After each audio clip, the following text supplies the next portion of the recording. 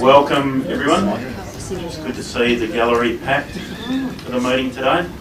Standing room only almost. Okay, members of the public are advised that recommendations to council contained within this agenda can be subject to change.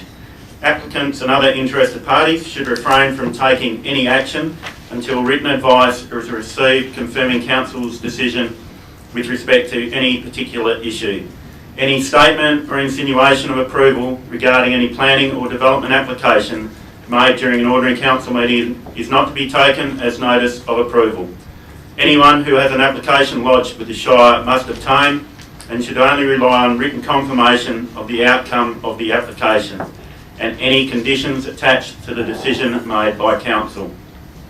Council members and the community are reminded that should an exception resolution be passed, this has the effect of making the decision to accept the officer's recommendation stated in the agenda as the council's decision without change.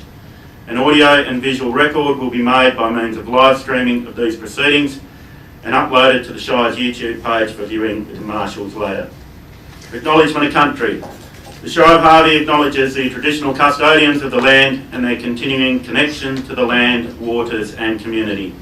And we pay our respects to all members of the Aboriginal communities and to their cultures and to elders past, present and emerging. Procedural motion. Councillor Gillett put forth the following: that Council suspend Standing Orders Part 8, Clause 8.5, members to indicate their intention to speak and to rise when speaking, to allow members to remain seated when speaking, to improve the quality of the audio recording of the meeting. Is there a seconder? Councillor Bryan. I'll put the motion. Those for the motion? Those against? Nil. Motion is carried. Yep. Item 2, record of apologies and leave of absence. Councillor Burgoyne requested to attend the Tuesday 26th of September 2023 ordinary council meeting electronically in accordance with regulations 14C 2B of the Local Government Administration Regulations 1996. The Shire President has approved this request and is satisfied that the location from which the member intends to attend the meeting and the equipment that the member intends to use to attend the meeting is suitable for the member to be able to effectively engage in deliberations and communications during the meeting as per regulations 14C5 and 14D6 of the regulations. Welcome, Councillor Burgoyne. Can you hear us okay? Yes, I can. Thank you, Mr. President. Do you hear me okay? Certainly can. Looking very relaxed. Sorry. Okay. Okay, we have an apology from Councillor Boylan and a leave of absence from Councillor Capagreco. Item 3, applications for leave of absence. Nil.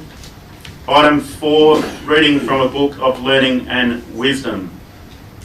Councillor Jackson. Thank you. Can I just say well done to those councillors that were recognised in recent awards. I think that a successful councillor is involved in our community, works with our volunteers. Certainly it shows in the commitment and long-standing contribution to our Shire. It is a journey, and as part of that I would like to read today from a book called Lead with Influence, a book by Darren Mitchell. Only taking part of that, the journey is about who you become along the way. So as you continue to strive towards your goals and aspirations, remember to enjoy the journey, to take some time to smell the roses along the way, embrace the challenges and the obstacles that will be placed in your path, along with the numerous opportunities that will come your way, and realise when you achieve your success, it will be much sweeter because of the journey you decided to take. Thank you, Councillor Jackson. Councillor Lovett. Thank you, Mr. Chairman. It's interesting seeing the names of the people that are finishing up and having our last council meeting today, because between the 5 there's very close to 100 years of council service that's essentially ending today. So the reading that I chose is, be thankful that you don't already have everything you desire. If you did, what would there be to look forward to? Be thankful when you don't know something, for it gives you the opportunity to learn. Be thankful for the difficult times. Those are the times that you grow. Be thankful for your limitations, because they give you opportunities for improvement. Be thankful for each new challenge, because it will build your strength and character. Be thankful for your mistakes, because they will teach you valuable lessons. Be thankful when you're tired and weary, because it means that you made a difference. It's easy to be thankful for the good things. A life of rich fulfilment comes to those who are also thankful for their setbacks. Thank you, Councillor Lovett. Councillor Beach. I've had this in my bag for about 12 months and I'm looking for an appropriate time to use it. Today's the day. It's called Camels Are on the Horizon, and it's by that well-known author Anon. The founder of Dubai, Sheikh Rashid, was asked about his future of his country, and he replied, "My grandfather rode a camel, my father rode a camel, I ride a Mercedes, my son rides a Land Rover, and my grandson is going to ride a Land Rover. But my great-grandson, he's going to have to ride a camel again." "Why is that?" he was asked. And his reply was, "Hard times create strong men. Strong men create easy times. Easy times create weak men. Weak men create difficult times. Many will not understand it, but you have to raise warriors, not parasites." And add to the historical reality of all great empires, the Persians, the Trojans, the Egyptians, the Greeks, the Romans, and in latter years the British, all rose and perished within 240 years. They were not conquered by external enemies, they rotted from within.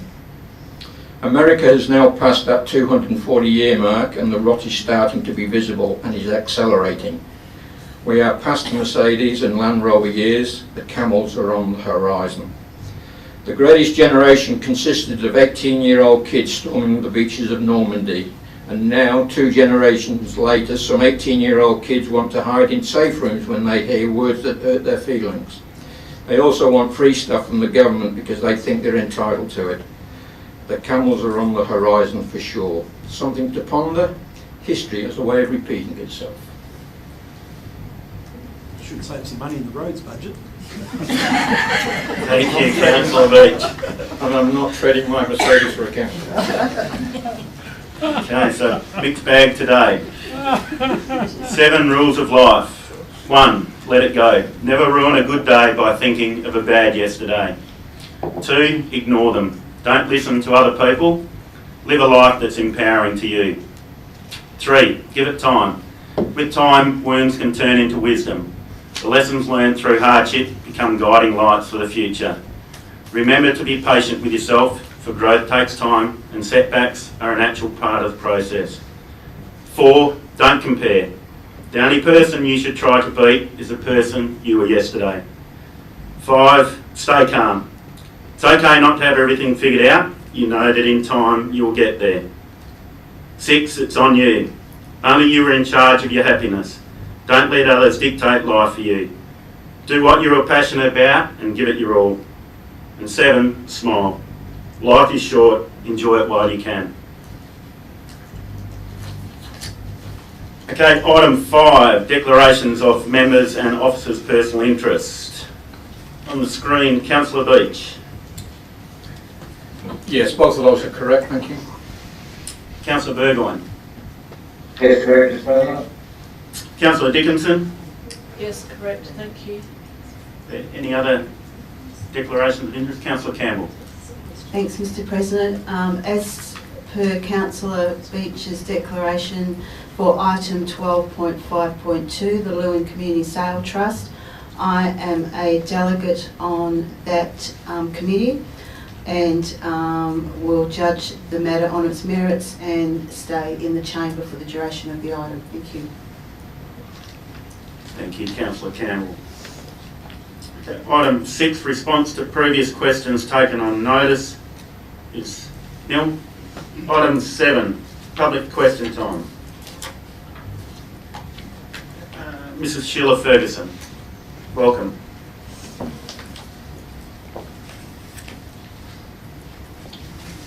Thank you.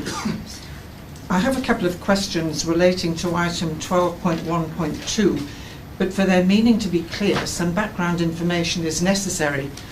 It's the practice of this council only to print the question in the minutes without any background information that may be provided. Standing Order states a member of the public shall have 2 minutes to submit a question, which presumably is to allow background information to be provided. Will you print in the minutes the background to my question so that their meaning is clear? It is the practice of several other local governments, and there are 6 sentences. Yes, certainly. Thank you. I have 2 questions. Agenda item 12.1.2 states excuse me, that this master plan, quote, provides a vision and framework for how the area of the precinct can grow and develop, reflecting the intent of the community and council at this current time, unquote. This plan has not been endorsed by the community or by community members of the Community Reference Group. There is no mention of the Community Reference Group in agenda item 12.1.2, apart from that council requested that one be established, and the risk was reduced to moderate to minor because of this. There is no indication that any feedback from the group has been considered by council. The master plan is very different from the sketch plans titled Engagement Insights and Master Plan Site Principles. At the reference group's last meeting, I recalled that there were at least 2 objections by members of the community to major elements of the draft plan, which were A, that the library had been moved from being the, quote, centrepiece of the development near its current location to being located at the back of Coles, with the prime land currently occupied by shire officers and the library being earmarked for commercial development, and B, that the current shire office building should be retained in the long term for community use. In view of this background information, on what grounds do officers make the statement that this master plan reflects the intent of the community?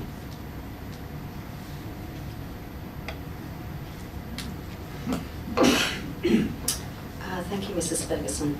The Community Reference Group was formed to provide feedback, and I'm aware that you're a member of that Community Reference Group, and a number of meetings were held. The feedback was provided back and the consultants were available. That information was then provided to council and was interpreted, and council provided their feedback on the draft plans and how those particular spaces would form part of the community precinct, and that has been workshopped with council and now has come back for council adoption. So I believe that the feedback that was provided through that forum has been incorporated into the plan.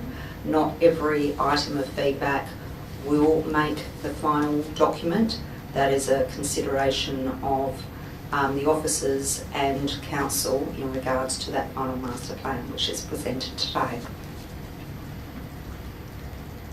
My second question is, will you advertise this master plan for this major project, estimated to cost more than $35 million, for public comment, as you did for the Ridley Place foreshore master plan update?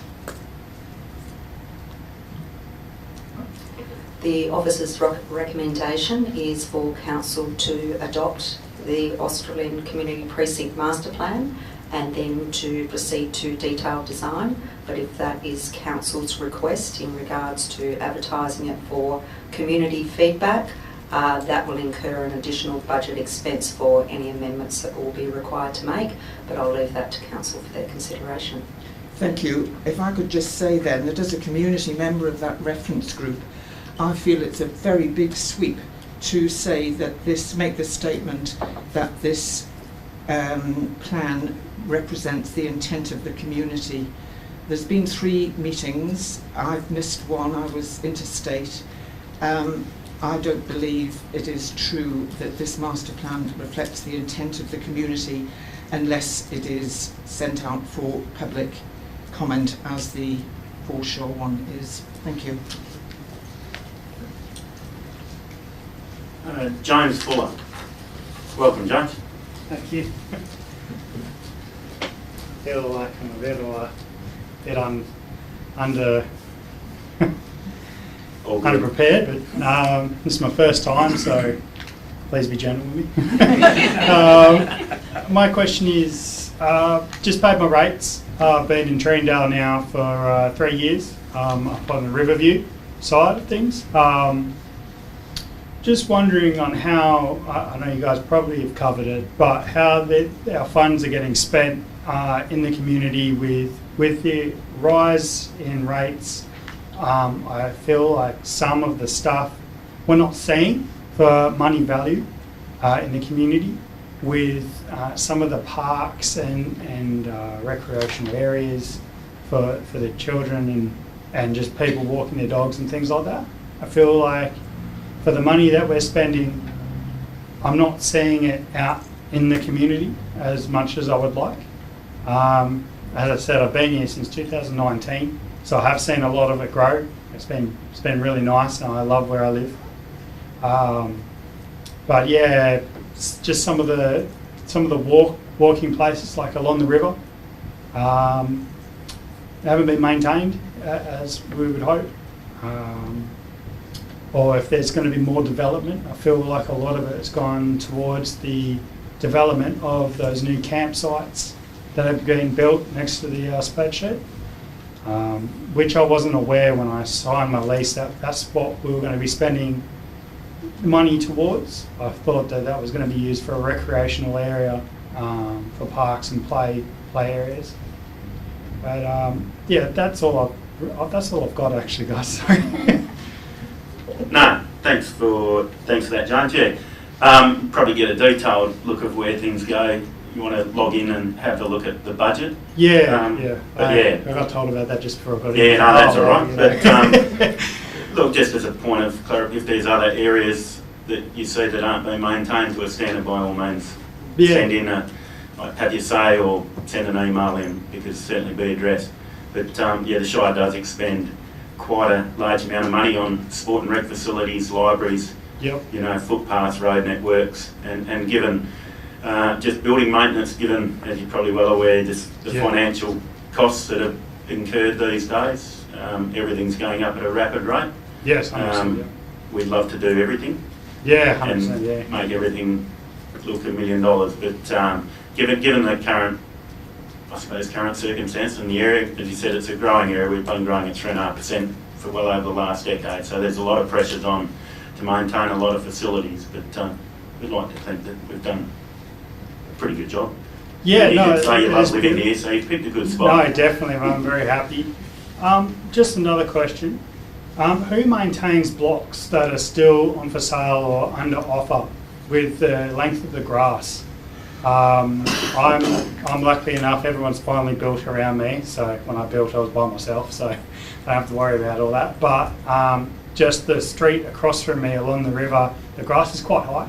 I'm wondering, we're going to have a hot summer this year. I'm just asking the question, who maintains the blocks and the riverland that overgrows onto these blocks?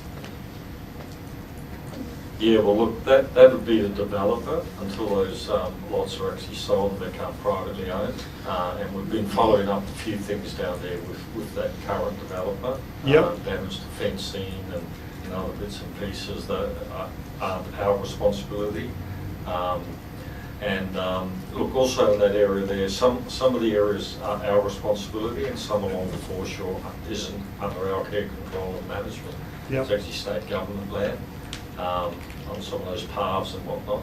So yeah, just look, if you can sort of advise us where any specifics, we can follow up with the developer. Yeah, I can do that. Yeah, along Aquamarine, just when you get to the end of there, have it on the map, sorry.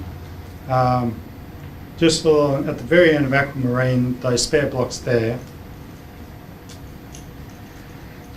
Where are we now? Paris. It might be easier if we just send information. Oh, okay then, yeah, sorry guys, yeah. No, that's right. End of Aquamarine and then the by streets that follow that, along the ones that haven't been developed. Is it going to be easy for us to make contact with the state, those public areas, to get them to look after that? I'm just a bit concerned because my block will go on to a level 2 fire. So if we do have a fire, which we hope we don't, and I am a reserve firefighter anyway, so lucky yes. But yeah, if it does take up, you know, and people aren't keeping an eye on the gutters and things like that, it will come up quite quickly, and those blocks are just sitting there as tinder. So yeah, that's all I've got, guys. I'll leave you to it. Yeah, thank you very much. I've got your phone. I'll flick you a message of where to send it all through. And yeah, no, thank you very much, guys. Thank you. Any other questions from the public? Okay, item 8, petitions, deputations and presentations. Mr. Craig Morn. Deputation with regards to 4.1.23. Thanks, Mr. President, councillor staff. Yes, now I'm here representing the Binningup Town Association, but I'm going to stand here for the whole duration because I'm going to stand here in my own capacity in relation to the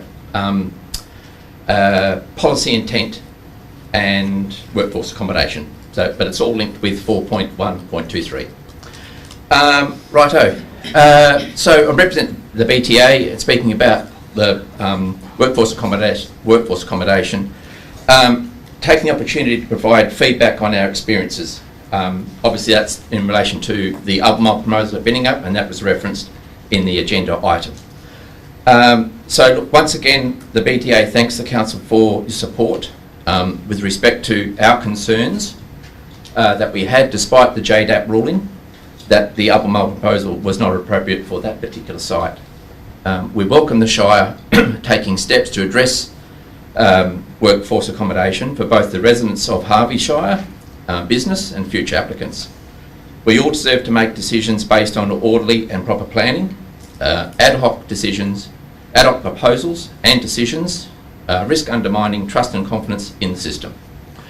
Where concerns that raised in this deputation here are called out, it's done to seek improvement to the process and transparency. It's not for any other purpose. So the first one, we thought that perhaps Council could consider workforce accommodation sense check. Is the Harvey Shire ready for workforce accommodation? We mean for Council to consider having a conversation and plan with communities. Communities means people, infrastructure, services and employment across the Harvey Shire. We looked at the strategic documents and could not see any reference to workforce accommodation. Is workforce accommodation the most pressing issue for the Shire? Why build accommodation for people who already have a home versus providing accommodation for people who have not got a home? Impact on a community to absorb sudden population increase without a proportionate infrastructure. Set out the pros and cons for workforce accommodation in the Harvey Shire. Does the construction workforce for these types of projects already live in or near the Shire?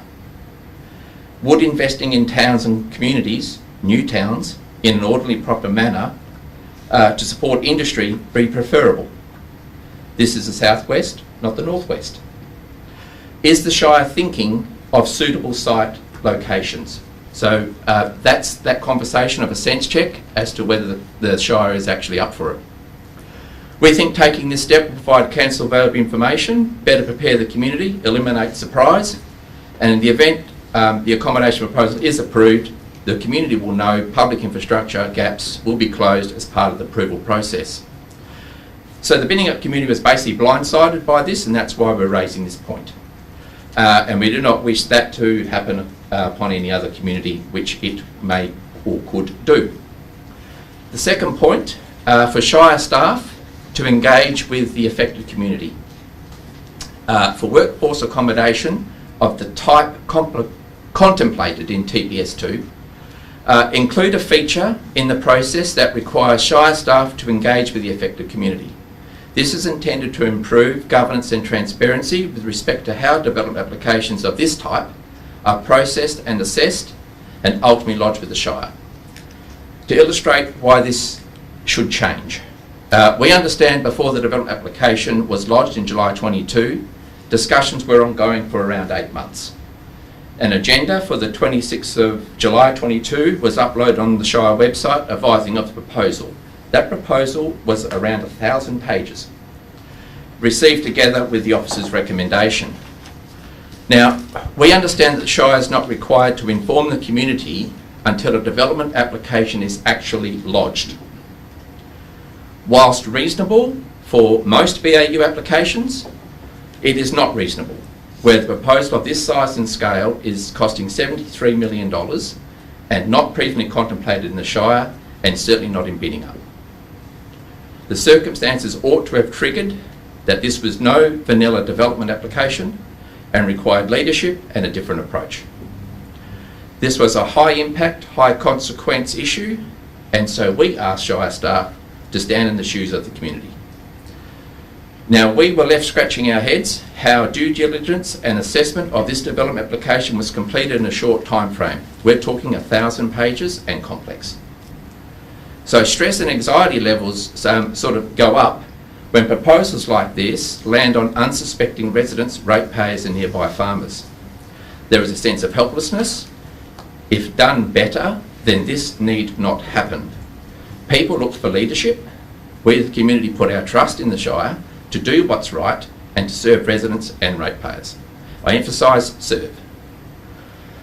D, how is a community supposed to wrap their head around an application that is complex and so long, then to front up and provide or arrange deputations to raise our concerns in such a short time frame? Now, we did it, but at a total cost of $40,000 and a lot of rallying, and that is not counting volunteer time, which was after hours. So none of that is included in 40,000. So 40,000 is hard cash. So we say, do not impose this on the community again. Ratepayers deserve better and do not need to effectively pay twice. Next, feedback. Tighten up on what is acceptable in workforce applications of the type contemplated in TPS2. This includes query whether the application is based on a conditions precedent that underlines the driver behind the workforce accommodation in the first instance. So in relation to the Binningup one, it was condition precedent. Had nothing to do with the actual application of building, so it was to do with a commercial matter. We're saying query it. Get the tangible connect evidence. So we think that would be a better process because it's a bit like banking development approvals. That's the appearance it gives. There's also the cost to community, council, government departments, JDAP, SAT, and it goes on. Why? Over something that may not actually happen. That's the condition precedent issue that we're trying to say tighten up on.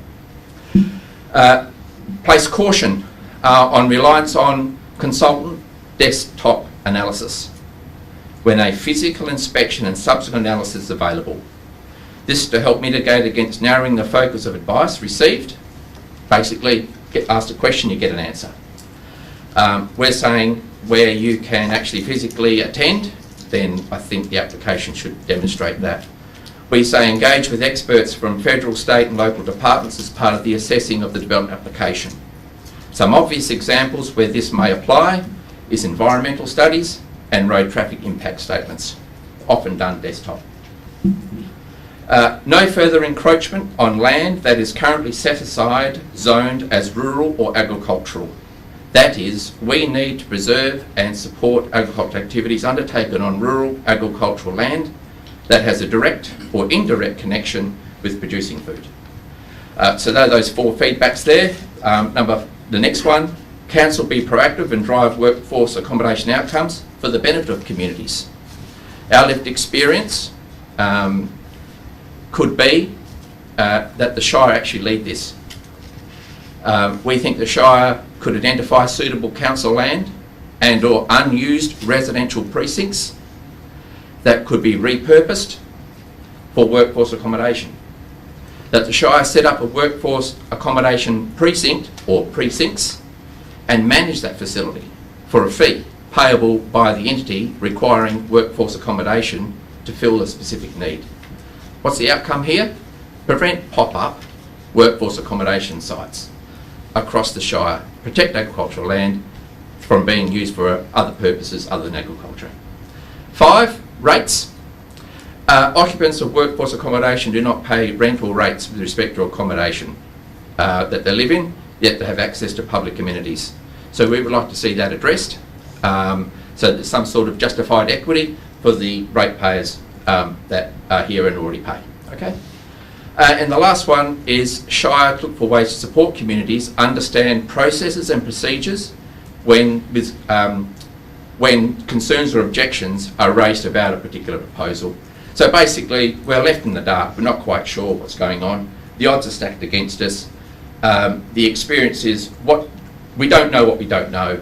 If the Shire could put something in place just to help, I guess it's fast track, educate, guys, this is what you've got to do. That would really help, I think. So in summary, from our lived experience, we have set out some, I guess, strategic and practical steps for council to consider workforce accommodation applications. We're seeking that no other community is presented with the issues and experiences we encountered. We also seek that all communities in the Shire have trust and confidence in the planning process and processes, as accommodation and housing impacts all of us, and that workforce accommodation is not seen as some fix imposed on a community that is not of their doing. So thanks for that. That's from the Binning Uptown Association to try and summarise the experiences and to feedback, hopefully make improvements. The next one, hopefully I think I've got an extension on the hopefully, is in my own capacity about the policy intent that's included in the attachments in relation to LPS 4.1.23. Right, so I'm not a town planner, I think you want to work that out, but I do have a keen interest due to recent experiences. So what this is about, it's not clear to me whether the council's policy intent is detailed enough such that it will be achieved when looking at draft TPS number 2 as it applies to workforce accommodation of those larger scale accommodation complexes and villages, and not ad hoc small scale development typical for accommodating agricultural workers. So I think it's a bit brief. Policy intent number 2, there's 5 statements, I'll just talk about number 2. It says the Shire has a preference for workforce accommodation to be located close to urban settings and commercial centres, either within appropriate rural or urban areas, that ensures reciprocal benefits for the community and local business from an integrated workforce accommodation facility. And policy intent number 5 says workforce accommodation proposals that may compromise productive agricultural land or environmental sensitive areas are not likely to be supported. So when I look at those 2 statements and then look at some definitions, so I welcome the statements as it demonstrates the Shire has listened to recent experiences in relation to workforce matters and community objections. Having said that, I'm not sure how they can be achieved in the context of the definitions in the actual TPS number 2, when it's overlaid with the zoning metrics also that's contained in the same document. So, so basically it's noteworthy that the policy intent document is silent on what is meant by productive agricultural land. what's meant by environmental sensitive areas and from whose perspective. It's silent on when is rural land, not agricultural land. It's silent on what is meant by close to in the context of appropriate rural or urban land, and what is meant by a rural area. So this policy intent statement is good, but it doesn't, there's no definition, there's no, it could be, you could drive a truck through it. So therefore, how does the intent align with the scheme, which includes workforce accommodation as a listed use that is proposed to be considered in priority agricultural and rural zones? I just see that there's a potential conflict there as to what the policy intent is and what's in the TPS. I'm not going to go through the definition of workforce accommodation, residential building or motel, but what I can say is that when you look at those definitions and you look at the zoning matrix, basically workforce accommodation, it's not permitted on any land zone, although it can be approved on priority agriculture and rural land, provided that is subject to council's discretion and advertising. So basically it can go on agricultural land or rural land. Residential building, it's not permitted on any land zone such as tourism or priority agricultural area, but it can be approved on residential, private, community purpose and rural land zone, subject to council's discretion and advertising. Interestingly, a motel is not permitted on any residential or rural residential, etc., but can be approved for use on land used for tourism, and subject to council discretion, it can be approved on rural zone. Where is all this heading? It's basically that when you come down to it, workforce accommodation can be seen to be applicable for agricultural, rural, residential, it can be tourism, it can fit in there. Why? Because it appears inconsistent that you've got agricultural land that can be considered by council, if you agree, it can be then advertised, and the workforce accommodation is listed as a use under priority agricultural land. We know that JDAP have ruled workforce accommodation as a residential building. So we're sitting here going, well, surely then if it's a residential building, you can go on residential land. So in summary, my takeaway is I'm not convinced that the merits of the policy intention, those 5 statements that I've looked on 2 and 5, actually align with the TPS and the words in the TPS. And so I sit back here and ask myself, what is it that we're actually trying to achieve? What have we done in the last 18 or so months? Because what it looks like is that we're no closer of any certainty for ratepayers, residents, business and the applicant themselves. Thanks very much. Thanks, Mark. Must have been a 10-minute mark. Mr. Ross Sharp. Welcome, Ross. Thank you. Thought that was a Red Simons moment there with the gong. Look, thank you for allowing me just to address you shortly. I will be relatively quick. And thank you for the councillors that are retiring for your efforts for the community. It's very much appreciated. I think the basic point today is we're here to consider adopting local planning policy 4.1.23. And I suppose Craig sort of summed it up at the end there with it gets down to those 5 basic points, which is sort of guidance. My background, I'm a licensed farrier and I've spent 33 years working predominantly in regional areas, and there's barely a town in the state I haven't done work in. And one thing I observe, there is a definite need for workforce accommodation, definitely amongst the agri scene. I see it obviously in the mining scene. I also see it with the zoned land that I see on the outskirts of numerous rural towns throughout WA. The biggest issue facing is we're very prescriptive with our R codes. We've got a lot of zoned land, but most of it's not feasible to develop. And if you look at your standard 500 or 600 square metre block, it's going to cost you somewhere between $100,000 to $140,000 to create.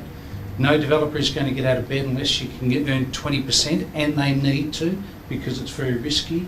You add that up and then you overlay that into the value metrics of most of these towns, including in the Shire of Harvey here, and you realise there's no profit in it, so there's no opportunity to proceed with it. So we're stuck in a limbo that we've got planned areas for development, but they are not developed because the developers basically cannot be energised profit-wise to get out of bed to create that supply. And it's really important that the public sector doesn't create that supply, it is the private sector that creates that supply. And the construction sector at the moment is tanked, and we all know that, so that's very obvious. So coming back a little bit there to those 5 points in the draft policy, I just feel like I can go through them, but they're all there, so I'm not going to go into any detail. But the first one, no, I'll go back to the intention of it. It says to provide additional direction on location, design and integration of workforce accommodation into the community. And I'll come back to that point. And the first point in the policy says workforce accommodation integrated into the community. Very broad statement. There's not a lot of meat on that. It's sort of common sense, we expect that. The second one, workforce accommodation close to towns. The previous was in towns, now we've got close to towns. Now it also says in rural and urban areas. Now I don't know, I might be playing with semantics, but I don't know what close to towns means. When you say rural and urban, is it a kilometre, is it 500 metres, is it right on the edge, is it 10 kilometres? So then the third one, it says design standards got to be commensurate with the development and lifespan. Now, there's no definition, there's no detail about lifespan, there's no detail around the word temporary, what that means. You know, commensurate with lifespan and design. I sort of get it, but there's not a lot of guidance there for the community or the person building on those sites. Point 4, broad design concepts. Again, I can't get a lot of detail out of that. And then the number 5, cannot compromise on productive agricultural land or sensitive environment, yet under the TPS, draft TPS 2, priority agricultural land can be used for workforce accommodation. And I look at that and you know, priority agricultural land had that elevated status, and it's predominantly our horticultural type areas, now irrigated areas, and it seems like that status has been lost, and we're going to end up with conflicting land use on that, or we have a risk. So probably where I just want to get to is, we've just gone through the Aboriginal Cultural Heritage Act, and I know as a valuer I had to deal with that uncertainty. Our clients coming to me, what's my property worth, how is it going to impact? And the biggest difficulty was the uncertainty. There wasn't enough detail. Very well intentioned, in my opinion, preserving Aboriginal heritage sites. I think that's very well intentioned, but there was no guidance. So there was no substance to how it was going to be implemented. So obviously it ended up being repealed and famed. I suppose in essence I'm a little bit underwhelmed by the LPP, and just looking at it, I just think it lacks detail, and as a community I'll go back to what it said in that very first bit, and it's to provide additional direction on location, design and integration of workforce accommodation into the community. And I don't know, I just didn't see any of that. And I know today's not the day to give that guidance. I'd love to give my input. I'd love to sit down with the town planners and talk about some of my experience in a balanced way. And I'm in business, so I'm not anti-development or anything of that sort of nature. But I think it needs a lot more work, and I know it's difficult and complex, so I don't want to pass judgment. It's about getting good outcomes for community. But yeah, I feel it needs a lot more work, and yeah, I'll leave it at that. Thank you. Thanks, Ross. Julianne Hill. Welcome, Jules. deputation on item 13.1, Brunswick Tennis Club. Thank you, Councillor Gillett. But what I want to say first is Lauren Patani won WA Rural Ambassador of the Year on the weekend, so we're really excited that Brunswick Ag Society, she'll look like going into the Nationals and has a pretty good crack at them, so we're really excited about Ag up in the top in the spotlights. Well done.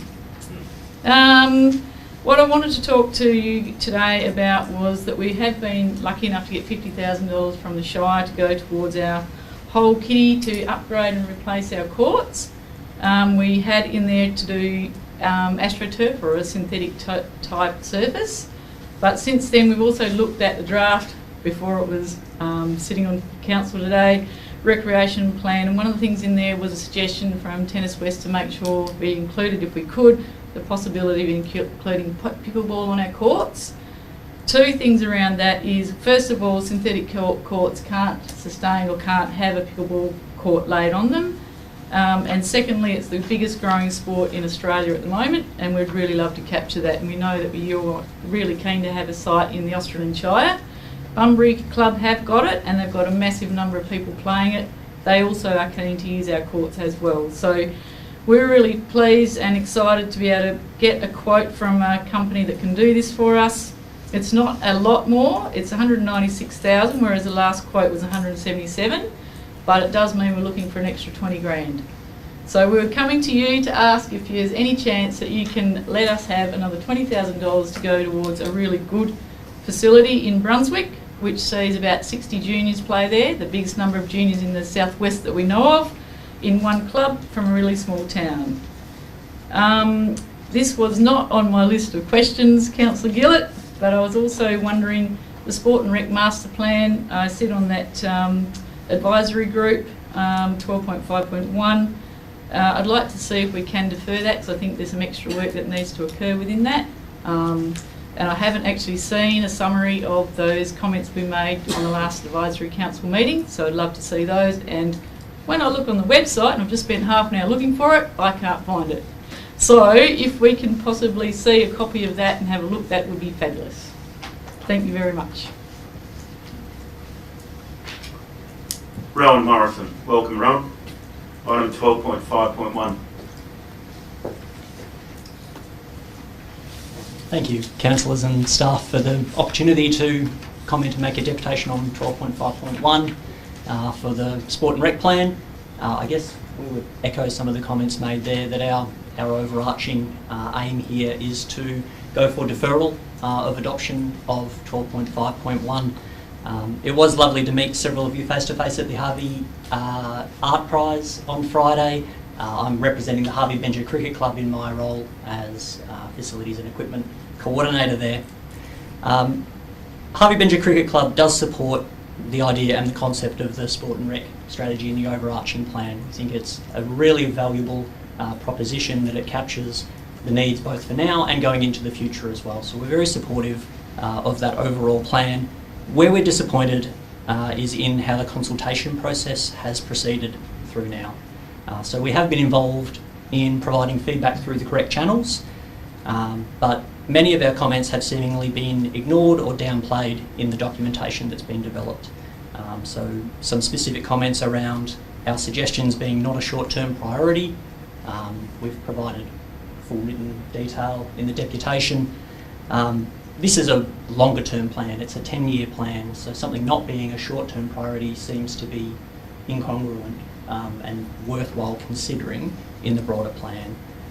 We also found that many documents had been released after the consultation process. I guess that's a similar thing to what Jules there had mentioned as well, that we found those documents, they are very long, they are very tedious to go through, and to find the information specifically relating to the Harvey Rec Ground development, that's where our key interest lies.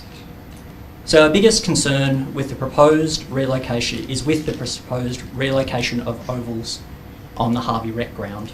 So Harvey Benja Cricket Club is committed to facilitating other user groups accessing and using the Harvey Rec Ground. So getting Harvey Hawks Soccer Club to the Harvey Rec Ground, utilising that facility, that's a fantastic opportunity, and we really encourage that taking place to make use of that space.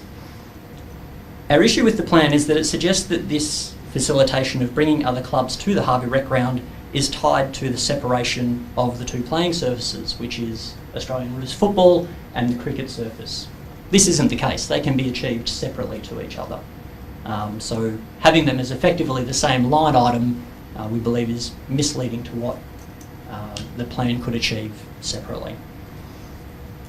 So it is our position that we're opposed to the concept of separate playing surfaces for cricket and football, as it would have a significant negative impact on Harvey Benja Cricket Club and our existing playing area. It would increase the distance of the playing surface from the facilities. We've got a fantastic facility now there in the boundary room, and it would be moving further away from that developed facility, which was developed with that playing surface for cricket in mind as well.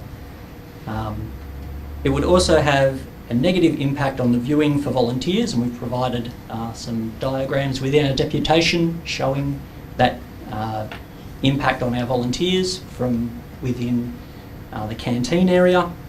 But also, as a final point, to facilitate the separation of ovals, we believe it would require a shortening or reduction in our playing surface for cricket. That would potentially lead to the removal of opportunities to bring representative games to Harvey, which we've had fantastic success with so far, bringing different groups into Harvey to play games and showcase this fantastic facility that we've got. One of the main reasons that separate ovals had been proposed in the first place was to avoid season overlap between football and cricket. This is specifically in relation to the football club's desire to play pre-season games. It's the cricket club's belief that this is an insignificant issue, that you can run those events separately. As long as those events aren't occurring at exactly the same playing time, then you avoid this conflict of use of the playing space. Even if the playing spaces were separated, you still can't run a cricket game and a football game at the same time.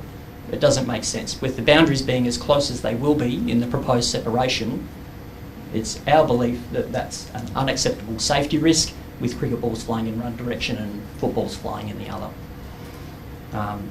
The separation of ovals also goes against the intent outlined in the strategy and the plan, which is focused on creating shared spaces.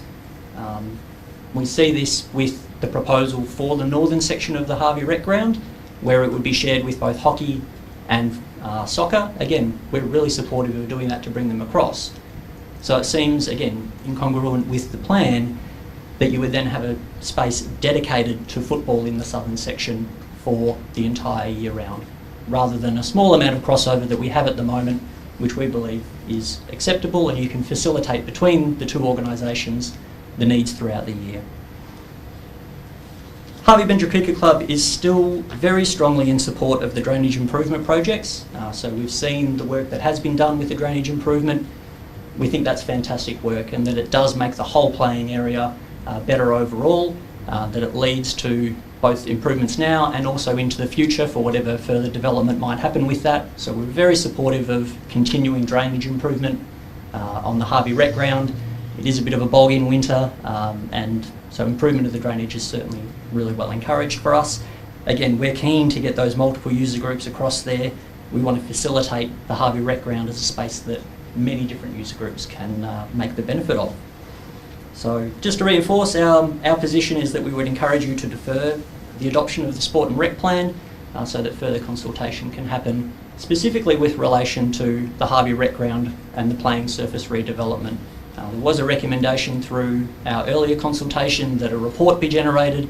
We haven't seen a report generated about how that would best fit together, other than that we've basically just seen a proposal and a mock-up put together as part of the 12.5.1 item for discussion today. Finally, the club is happy to answer any questions that the councillors or staff may have. We're happy to do it through this meeting here, or alternatively, you have the club and my personal email. We'd be happy to provide any information on questions you might have. Thank you. Thanks, Ron. Okay. thank you to all of those that had the deputations and public question time.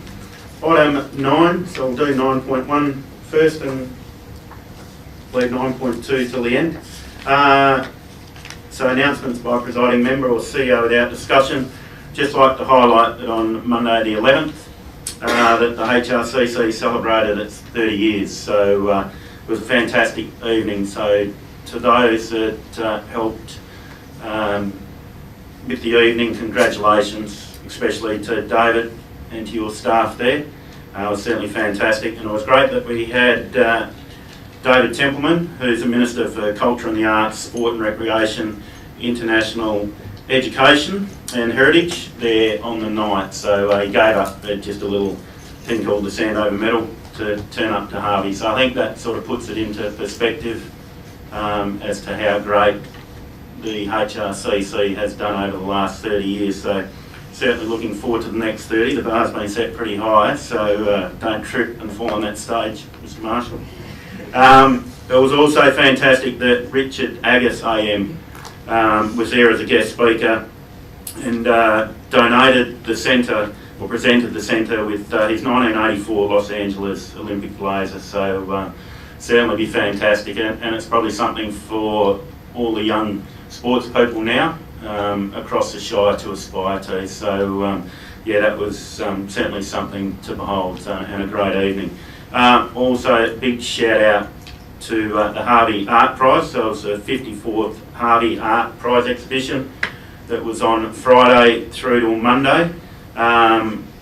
Connections, Connect, minus yes, wasn't it, Linda?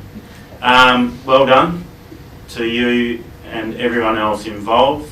It was fantastic and certainly showcased a lot of talent, but I think it highlights what a wonderful area that we're all blessed to live in. So yeah, you've done a fantastic job, so I'll take my hat off to you and congratulations on a great evening. I'd also just like to touch on what Councillor Jackson did say. So just big congratulations to Paul Beach, who was awarded Eminent Service Award at the Wolga Convention this year. Follows on from Councillor Jackson, who received one in 2017. So they're awards that aren't issued lightly. They're for many, many years of dedication and service to the local government sector. Also a shout out to those councillors who received the Merit Award: Councillor Lovett, Councillor Burgoyne, Councillor Bromham and Councillor Caboni. So I think it's certainly, as Councillor Jackson said, it's something that the Shire should be very proud of, that all of you have served wonderful careers in local government and have represented the whole communities tirelessly. So to all of those councillors, congratulations from everyone involved. I just thought I'd get that out of the way in case everyone leaves after we go behind closed doors, but feel free to hang around for 19.2. Item 10, confirmation of minutes. Ordinary Council meeting Tuesday, 22nd of August 2023. We have a recommendation that the minutes of the Council meeting held on Tuesday, 22nd of August 2023 as printed be confirmed as a true and correct record. Move Councillor Lovett, second Councillor Dickinson. Any discussions, councillors? I'll put the motion. Those for? Those against? Nil? Carried.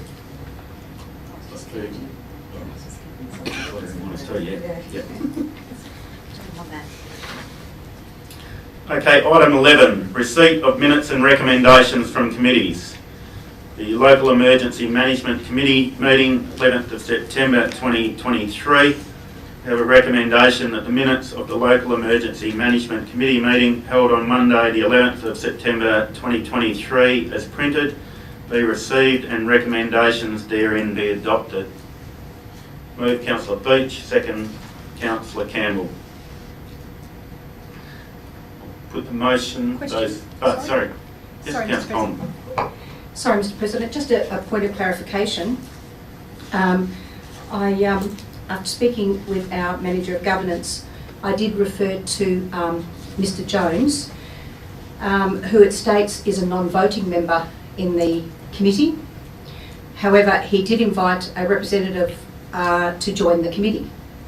So I asked the question whether or not a non-voting member could do that, and would seek clarification from Mr Jones whether that was a fait accompli by being an invitation, or whether or not it had to be voted in, which is not in the minutes, please.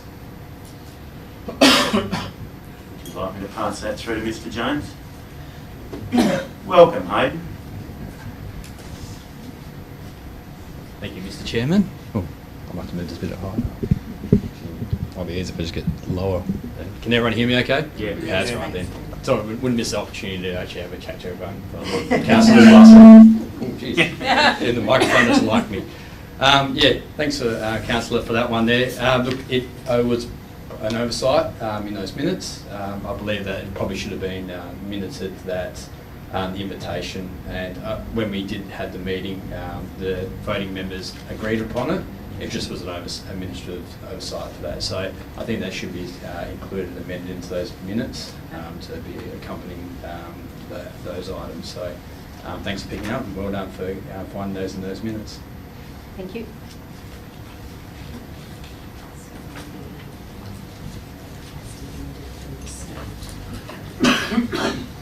So if we can just put, instead of as printed, as amended, be received. Councillor Beach? Yeah, happy with that. Councillor Campbell? Yes. Okay. Put the motion, those for the motion. Those against? Nil. Carried 11-0. Item 12, officers' reports. Just before we go on, Mr Chair, if you don't mind, I did send a question in regarding the Lewin Cell Training Trust minutes that are not included in this agenda for adoption. They were part of the agenda briefing, but that dropped off. Do they need to be in here? That was the question.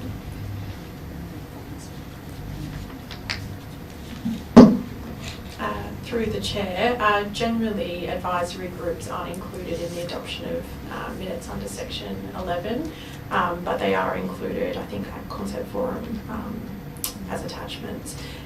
In noting that though, we did send that email through to the Manager of Community and Sport, and we've captured your amendment for the meeting, which includes noting that extra component as well. Okay, no, just wondered where they got to, that was all. Thank you. Okay, item 12, officers' reports. 12.1, Chief Executive Officer. 12.1.1, Ridley Place Foreshore Master Plan Update. An officer recommendation. Move, Councillor Campbell. Second, Councillor Bromham. Any questions or queries? Councillor Campbell. Thanks, Mr President. I'd just like to speak to this to say that thank you to the staff that were involved in this project and the community consultation. I attended 2 of the pop-ups in Australind and discussed the proposal with many of the community members who were all very supportive of this plan. And in particular wanting to see the cafe option move forward at Ridley Place. So I am really happy to move this project on and see that come to fruition. So thank you to the staff involved in this project. Councillor Bromham. Thank you, Mr President. I'll just echo Councillor Campbell's sentiments. It was really good to see the community behind this project. Very likely to speak out against. Any others for? Okay, I'll put the motion. Those for the motion? Those against? Nil. Carried 11-0. Item 12.1.2, Australind Community Precinct Redevelopment Master Plan Procurement. Officer recommendation. I just have a question. Question, Councillor Campbell. Thank you, Mr President. Just in regards to the deputation from Mrs Ferguson, in regards to community consultation, can staff just let me know how that will fit in with this this recommendation? At what stage will it be going out to for further community consultation? The office's recommendation, as you can see, is to endorse the Community Precinct Master Plan. So we do have the established community reference group, and as had occurred with the Harvey Community Precinct and that reference group, they would further be engaged through the detailed design process, and particularly in regards to those community spaces that form part of that precinct.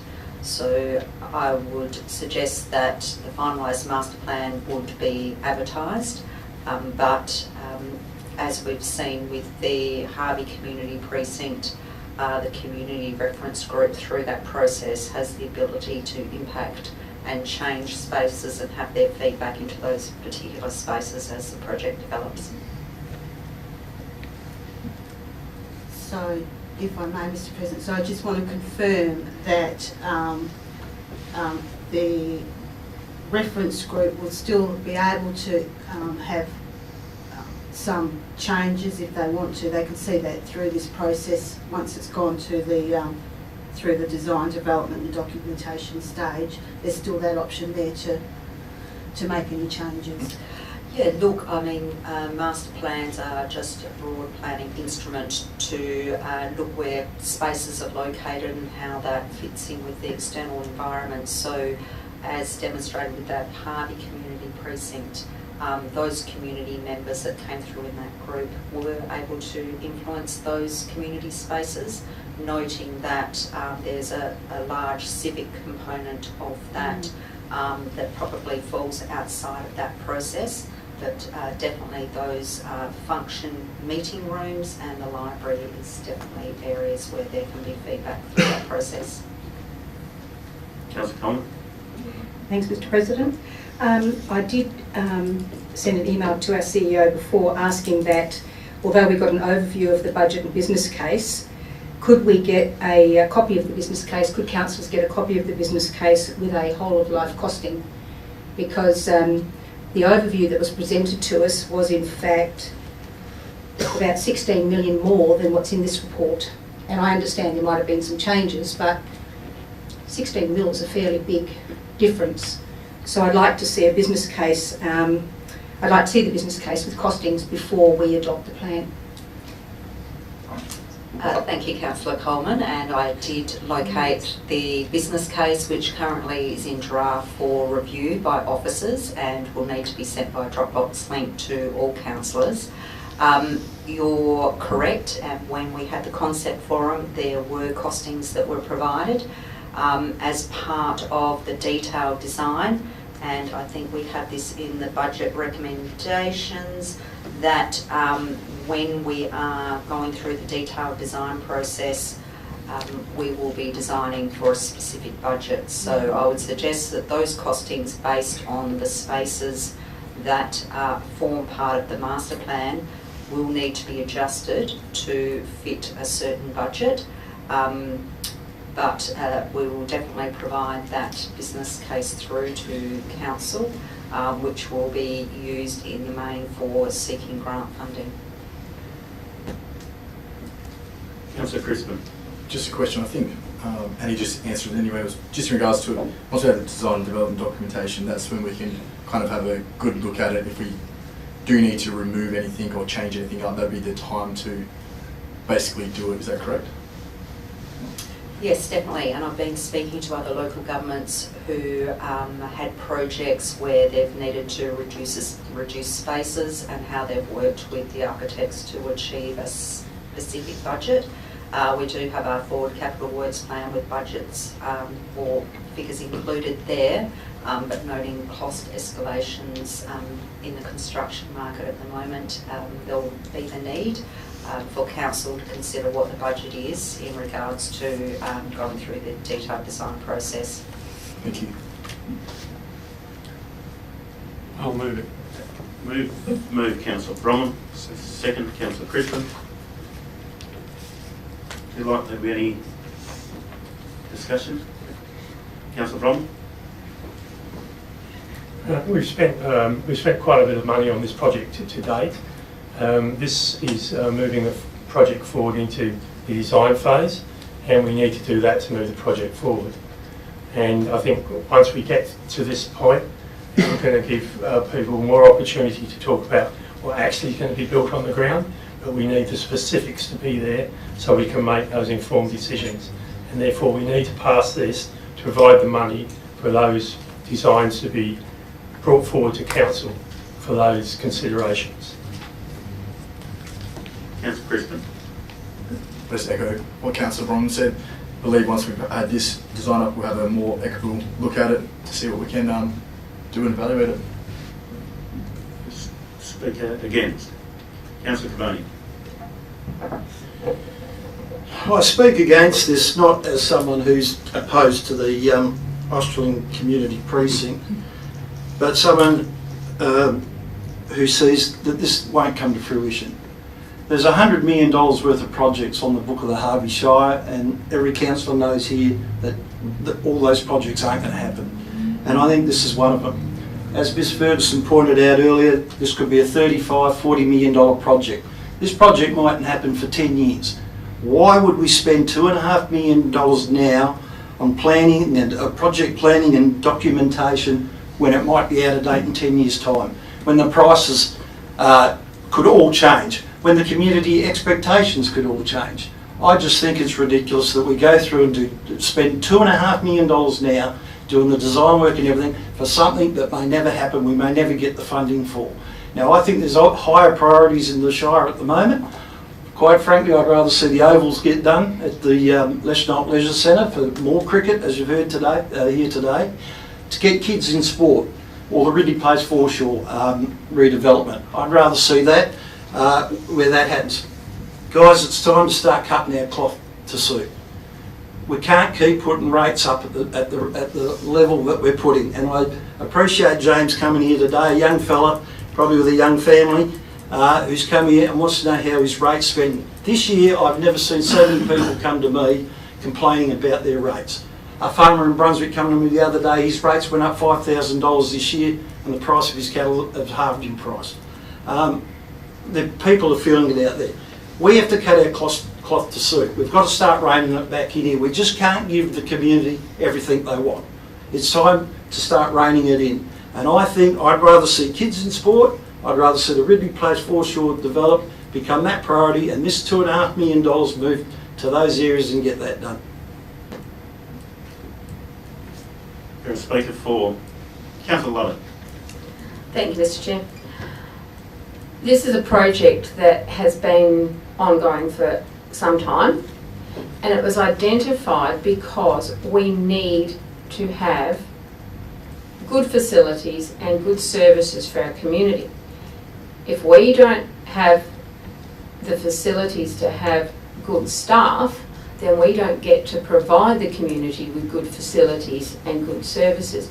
And this project, while it is about a community precinct, it is about somewhere for community functions and community events, which we do not currently have a suitable building in this part of the Shire.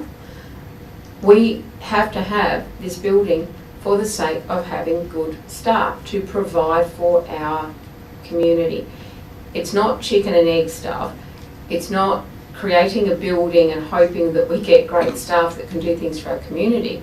This is about looking after our current staff, our current community and our current level of service, and we have to have this building. And I agree with Councillor Carboni, some things do have to change, some things do have to come off our listings, but this is a priority because we need to have our staff located here so that they are not driving long distances, that we can attract staff to come to the area, and we have to have this building to do that.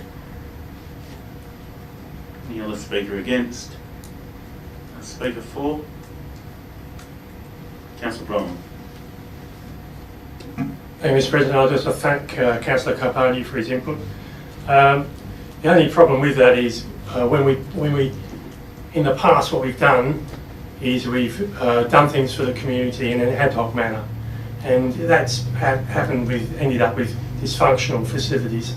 And I believe that the important thing that we've learnt from that lesson through the planning processes is to make sure we've got these things shovel ready to go. When we do that, we have the opportunity to get funding from state and federal funds. But if we don't have the things shovel ready, we end up waiting, and for other governments or local governments in our area end up with facilities we could have got for ourselves. So I think it's very important to have the planning and to make sure that we're shovel ready so that we can actually attract those funds. Thank you. Okay, I'll put the motion. Those for the motion? Those against? Including Freddie? 5 against. Motion 6-5.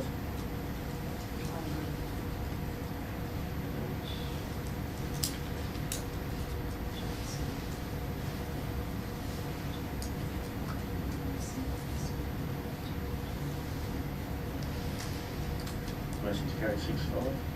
Correct? Yep. Okay, item 12.2, infrastructure services. 12.2.1, proposed enclosed dog exercise area, further report. We have an officer recommendation.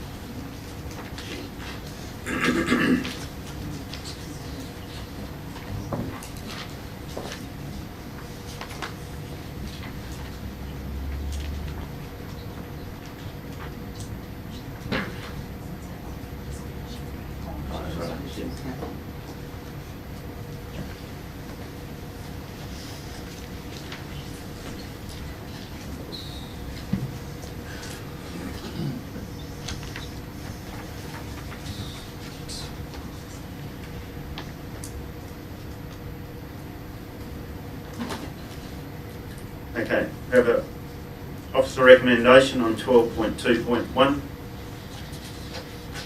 Move Councillor Bronwyn, second Councillor Campbell. Have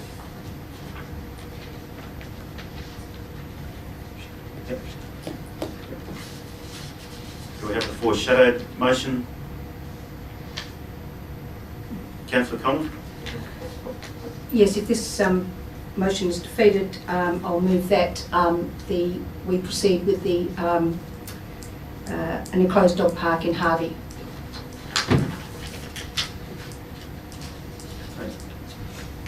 So like to be any discussion, councillors? Yep. Councillor Bronwyn?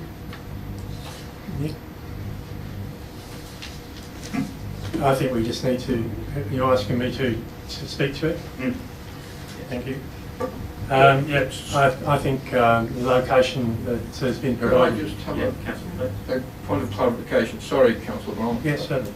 Is Councillor Coleman's alternative motion or a foreshadowed motion? Foreshadowed. It's foreshadowed. Thank you. Thank you. Reading staff's recommendation, the location is located nearest our highest population areas near the estuary, and I believe on that standing that it's the best location that this can be given.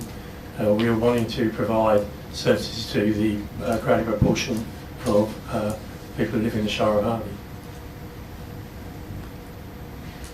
Councillor Campbell.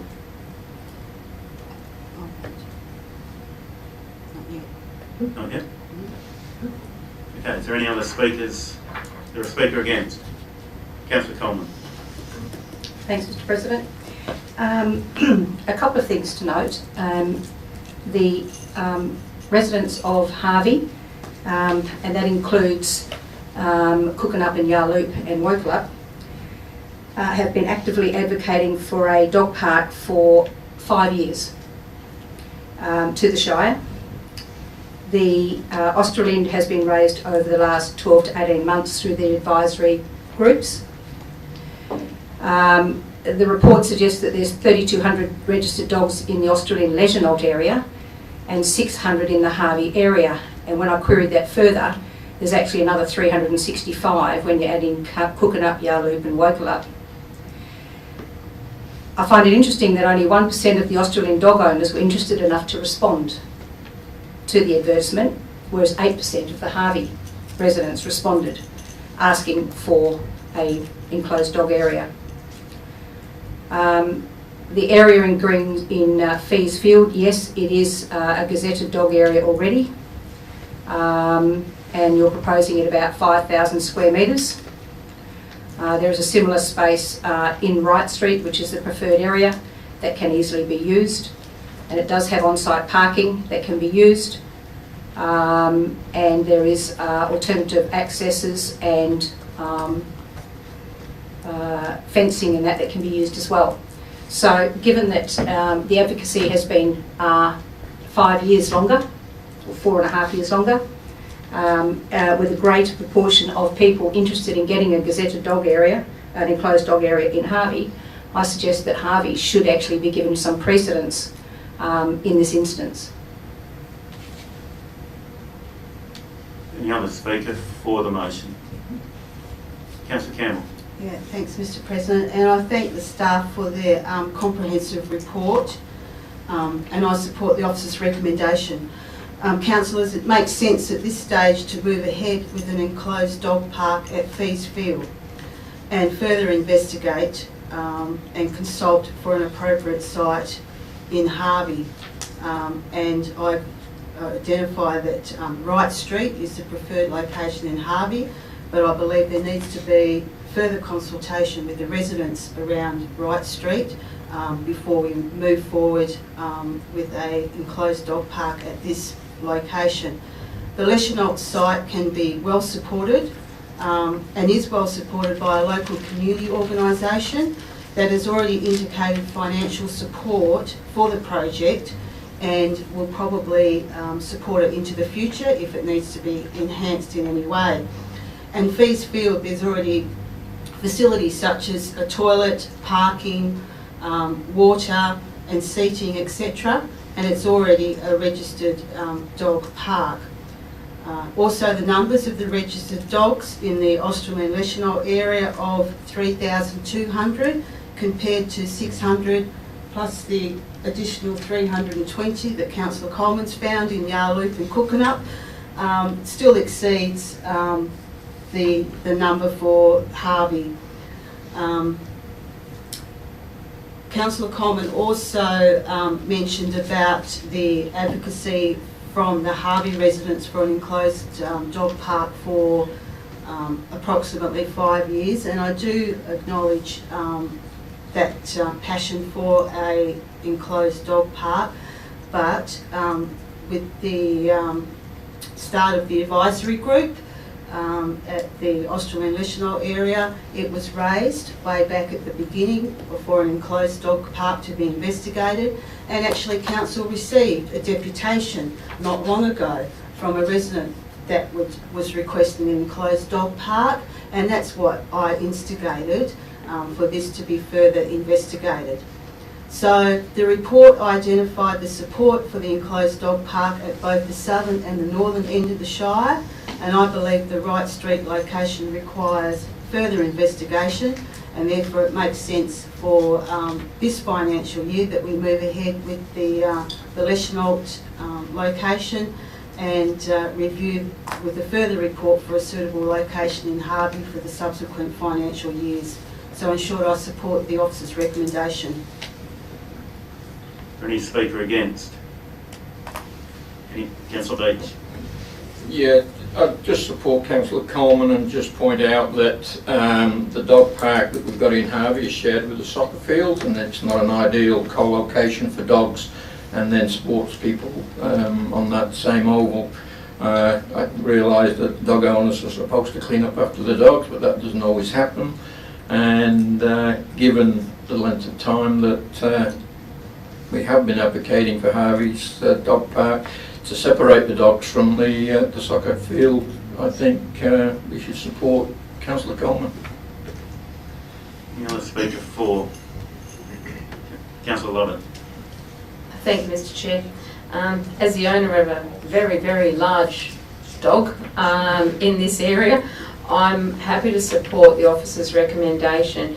I believe that as it steps out in steps 1 to 5 on here, both areas are going to get an enclosed dog park.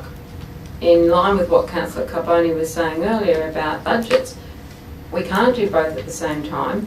We've already got a proven area that will work, we've got a community group that will assist, and we've got more than double the amount of dogs in the area.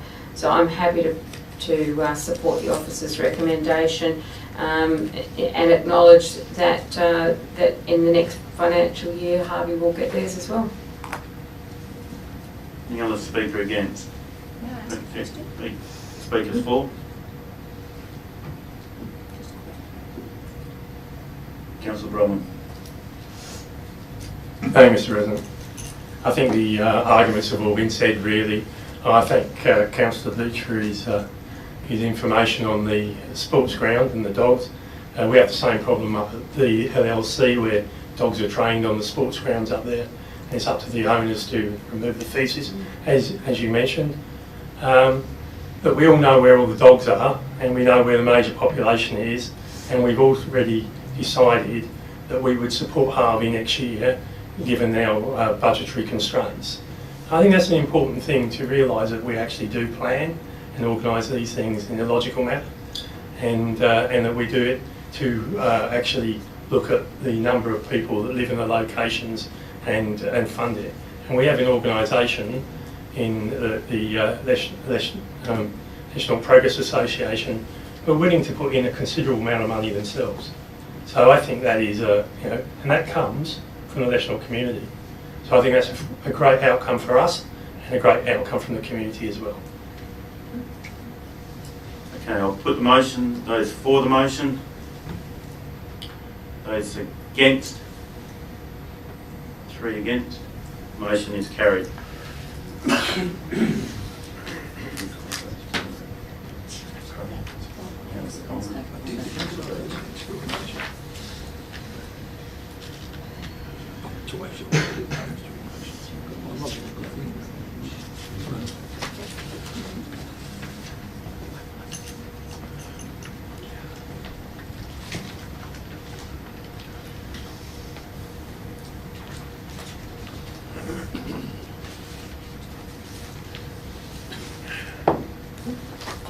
Okay, item 12.2.2, Roadwise Council membership. We have an officer recommendation. Councillor Carboni, moving. Seconder. Councillor Coleman. Is there likely to be any discussion, councillors? Okay. Put the motion. Those for the motion. Those against? Nil. Motion is carried 11-0. Item 12.3, Sustainable Development. 12.3.1, application for overheight outbuilding lot 80, number 1, Upton Place, Australind. We have an officer recommendation there, councillors. Move, Councillor Carboni. Second, Councillor Campbell. Is there likely to be any discussion, councillors? I'll put the motion. Those for the motion. Those against? Nil. Carried 11-0. Item number 12.3.2, request to waive development application fees, Harvey Golf Club. There is a officer recommendation. There, councillors. Councillor Bromwell moving, Councillor Campbell second. Any discussion, councillors? I'll put the motion. Those for the motion. Those against is nil. Motion is carried 11-0. Item 12.3.3, request to waive development application fees, Brunswick Men's Shed. Officer recommendation, Councillor Bromwell, Councillor Dickinson. Seconding. Any discussion, councillors? I'll put the motion. Those for the motion. Those against? Nil. Motion's carried 11-0.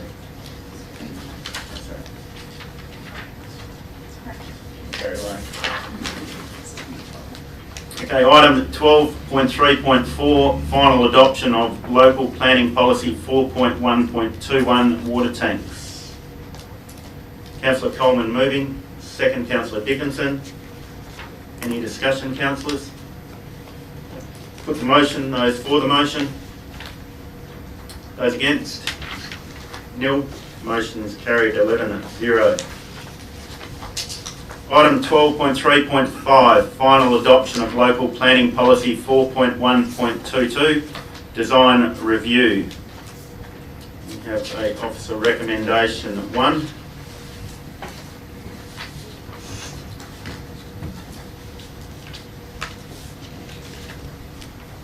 An addendum, councillors, are you aware of that? All aware of that? Do you want a quick overview?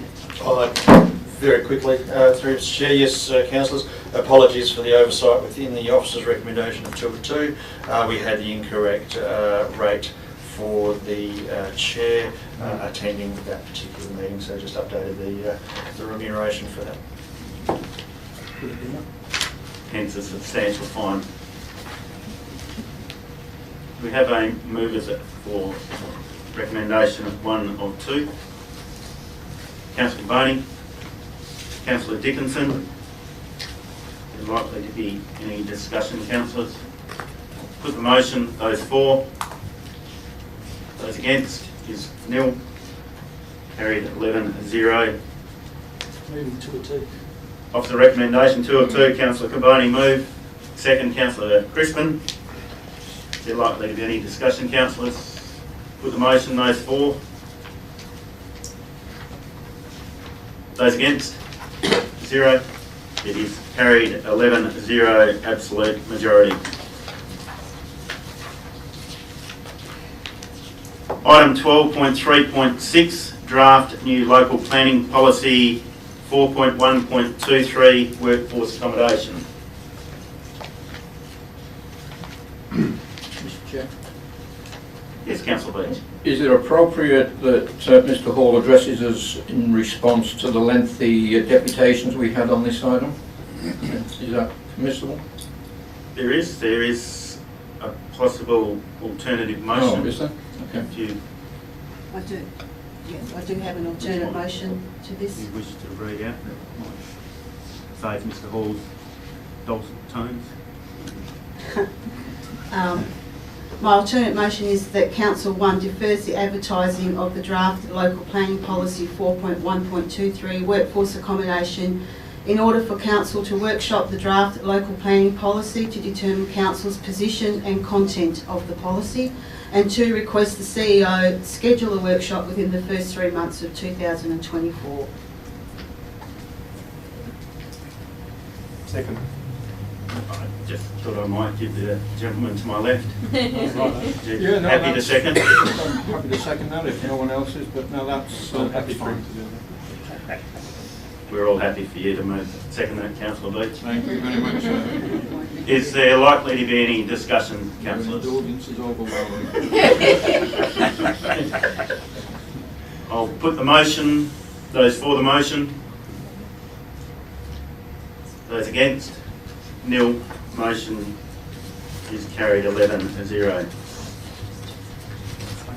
Yeah.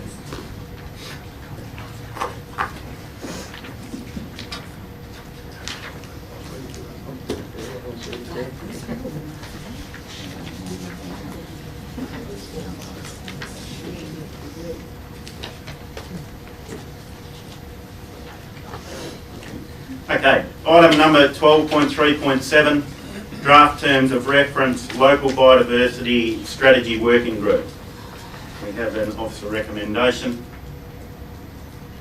Move Councillor Dickinson, second Councillor Bronwyn. Likely to be any discussion, councillors? I'll put the motion. Those for? Those against? Nil. Carried 11-0. Item 12.3.8, proposed land sales miler. We have an officer recommendation. Councillor Carboni moving, second Councillor Campbell. Is there likely to be any discussion, councillors? Put the motion, those for. Those against? 0. It's carried 11-0, absolute majority. Item 12.4, corporate services. 12.4.1, financial statements as at 31st of July 2023. Moved, Councillor Lovett. Second, Councillor Dickinson. Any discussion, councillors? Put the motion. Those for the motion? Those against? Motion's carried 11-0. Item 12.4.2, list of accounts paid August 2023. Have a recommendation. Councillor Dickinson moving. Second, Councillor Bromham. Any discussion, councillors? Put the motion. Those for? Those against? It's carried 11-0. Item 12.4.3, financial statement as at 31st of August 2023. We have an officer recommendation. Councillors. Move, Councillor Campbell. Second, Councillor Dickinson. Any discussion, councillors? Put the motion. Those for? Those against? 0. Carried 11-0. Item 12.5, community and lifestyle. 12.5.1, sport and rec plan 2033. Councillor Dickinson. Yes, I have an alternate motion. I would like to ask that the sport and rec that defers the adoption to follow further consultation with the sport and rec stakeholders, and requests that the sport and recreation plan 2033 be workshopped with the sport and rec advisory group and brought back to council the first 3 months of 2024. Excuse me, Councillor Dickinson. I would suggest we insert the words when we go brought back to council within the first 3 months of 2024. Are you happy for those words to be inserted? Yes, sorry, yep. That would be better, thank you. Thanks. Is there a seconder? Councillor Coleman. Councillor Dickinson. So I attended the Sport and Rec Advisory Group when it was presented, and there was concern from some of the members that were there, and I have had members of that advisory group and other sport and rec groups contact me in the interim asking for this to be deferred because they did not feel that they had enough time to digest all the information that was presented at that meeting, and they would like to have the opportunity to go through it with staff, and so I would ask that it be workshopped and brought back. Thank you. Councillor Coleman. I agree with Councillor Dickinson. We were given almost 1,700 pages to read over the last 3 days, and it's a very important document, very involved, and I think it needs more workshopping. Councillor Bromham. Can I have a question? Yeah. So, as I understand it, this is just a plan.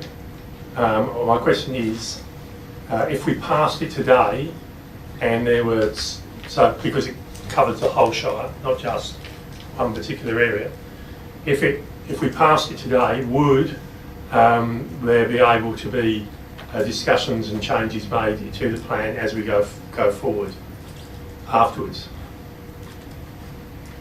I can respond to that through the chair. It is a collaborative document. It's a partnership agreement with the community and all stakeholders, and we anticipate that will continue throughout.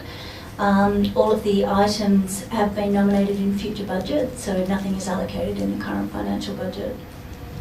Okay. So just to clarify, that means that as we move forward, if we pass this today, then consultation will continue with the groups that have raised issues. Yes, that's correct. Consultation will continue. Right, thank you for that. Any other speakers, councillors? Thank you. Councillor Beach. I'll speak for the motion. That's the document. If you put that in your archives. I don't think it's just for the stakeholders. I think council needs to get their head around this as well. It's a lot of reading, and if you suffer from insomnia, grab that. It really is a very, very important document, and I've had a number of emails from north and south of the Shire asking for a deferment so that the clubs themselves can get their heads around what's going on. So I think it's a good strategy there that it be workshopped with the Recreation Advisory Group and councillors for that matter to go in and have a look and see what's in there and just what the impacts are. It's not just about shifting a cricket pitch a few metres to the east as happened in Harvey, but these swimming pools are involved in this. The rec grounds that were mentioned earlier up at Leschenal Rec Centre is involved in this. There's all sorts of things involved. So to be workshopped with the Sport and Rec Advisory Group and councillors, I think, is a good thing. It's too big a document, too important of a document to rush it. Councillor Campbell. Councillor Beach raised a point there, but this alternate motion doesn't say anything about workshopping with council. It just says workshopping with the Sport and Recreation Advisory Group and then coming back to council. So is the intent of the amendment for both the Sport and Rec Advisory Group to workshop it and council? I'm quite happy for it to be workshopped by both, yes. Yeah, sorry for the confusion, Councillor Campbell. I was suggesting that the councillors that were interested could have gone to the workshop that would be run by the Sport Advisory Group, but you know, have two separate workshops. But that was what I was trying to refer to. Okay, any other speakers? Councillor Lovett. Thank you, Liz. No, four. I am for deferring this at the moment because there are members of the community and members of sporting groups and members of the advisory group itself that have concerns and need more time to get their heads around this. But I'd also like to point out that we've had the advisory group has worked very hard for a long time on this, and we've had multiple presentations from the consultants to do with the swimming pools and the various things, with the LLC advisory group, with the expansion project. We have had a lot of information which is in this document. So I'm hoping that when the new council get to workshop this, that they will be able to go through those and have a look at it. And again, this is a huge 10-year plan, and we will have a significant number of new councillors coming on next month, and they need to have purchase into that and understand what they're going to be working with. Any other speakers? Councillor Dickinson. Thank you. And I would like to thank the members of the public that have come and made deputations. I've been contacted from representatives from organisations from Brunswick, Australind and Harvey, so it's not just one recreation ground that has or user group that has contacted me. It's also not just sporting groups, it's also other users of the recreation grounds, for example the agricultural societies. So I think this is a very important document. I also think that it would be important for new councillors to have an understanding of this because they will be working with this document. So I would just like people or councillors to just consider that in their voting. Thank you. Okay, I'll put the motion. Those for? Those against? Motion's carried. 10-1. Item number 12.5.2, Lewin Community Sale Trust. Councillor Beach.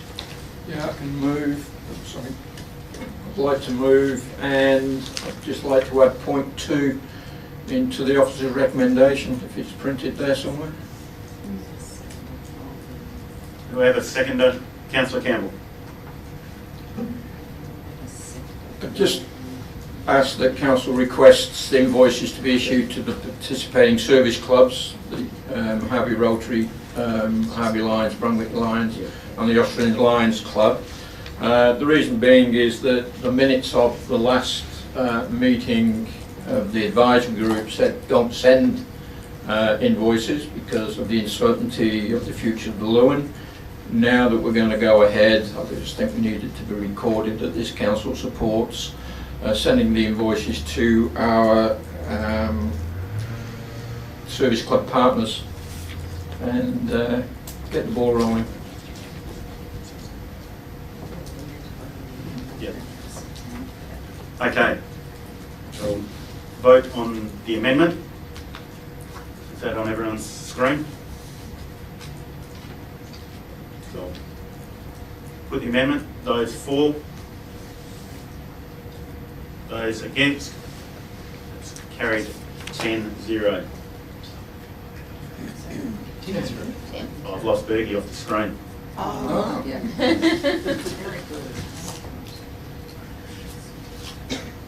Okay, so that now becomes the substantive.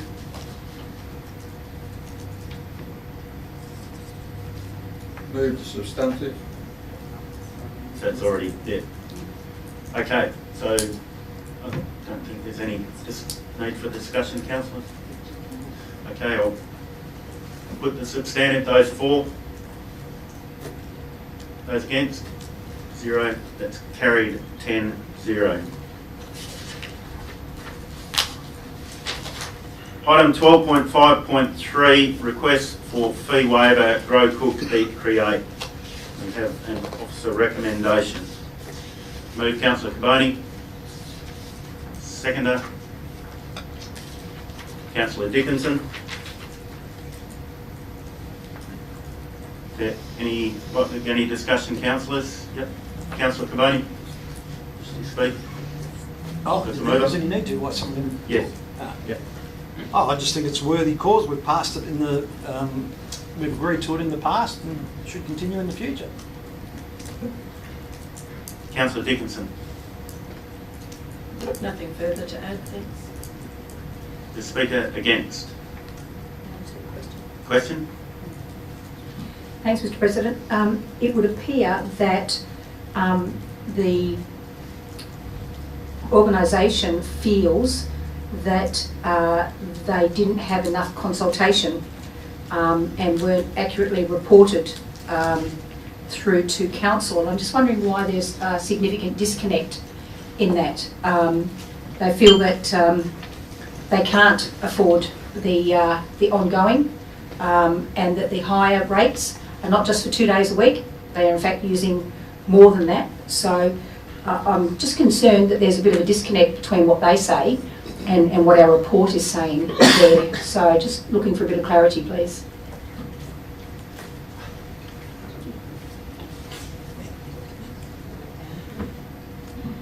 Through the chair, I don't really have any further clarity to provide other than the report is as it reads, in that those days that have been waived are being waived, and those days that council has previously endorsed are charged as per council fees and charges are charged as per fees and charges.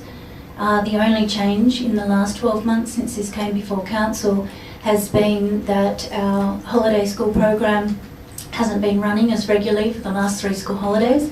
So instead of us having to relocate or remove Grow, Cook, Eat, Create from the facility, they've actually been able to use it during those times as well, but there hasn't been any change over the years.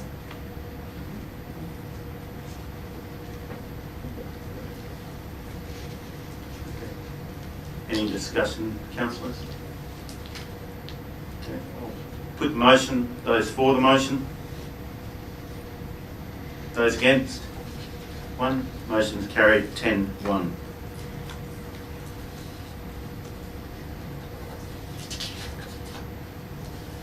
Okay, item 13, elected members' motions of which previous notice has been given.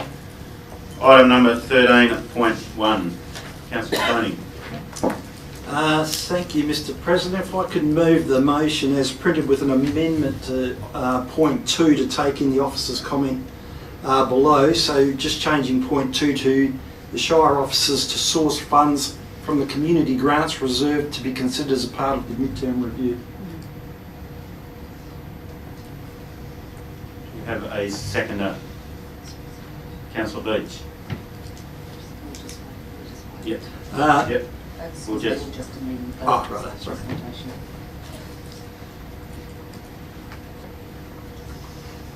Tell you the Roman sandal there, Councillor Vane. Yeah.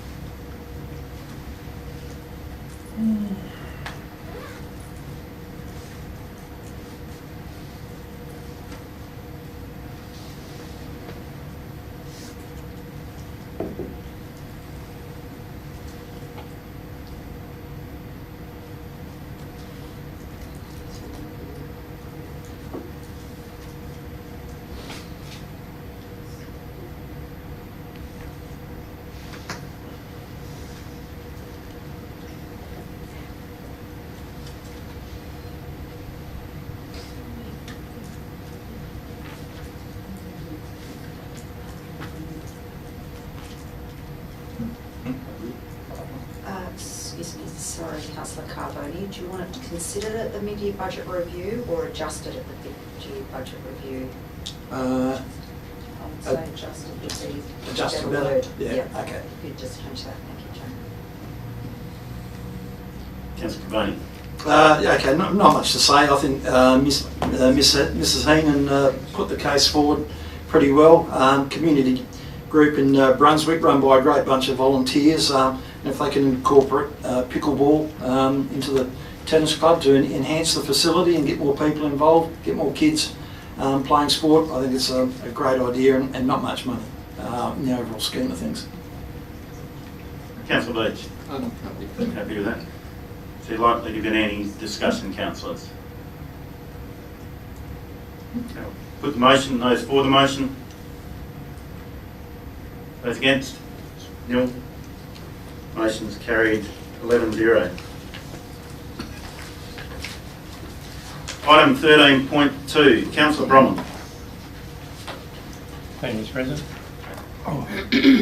I bring this motion to Council so we can provide direction to the CEO on the priorities that need to be followed to provide a planned staggered approach to the major projects we have now before Council. We have a seconder, councillors. Councillor Campbell. Yeah. It is my belief that our priorities need to be considered in delivery of high quality services to our ratepayers and residents of the Shire of Harvey.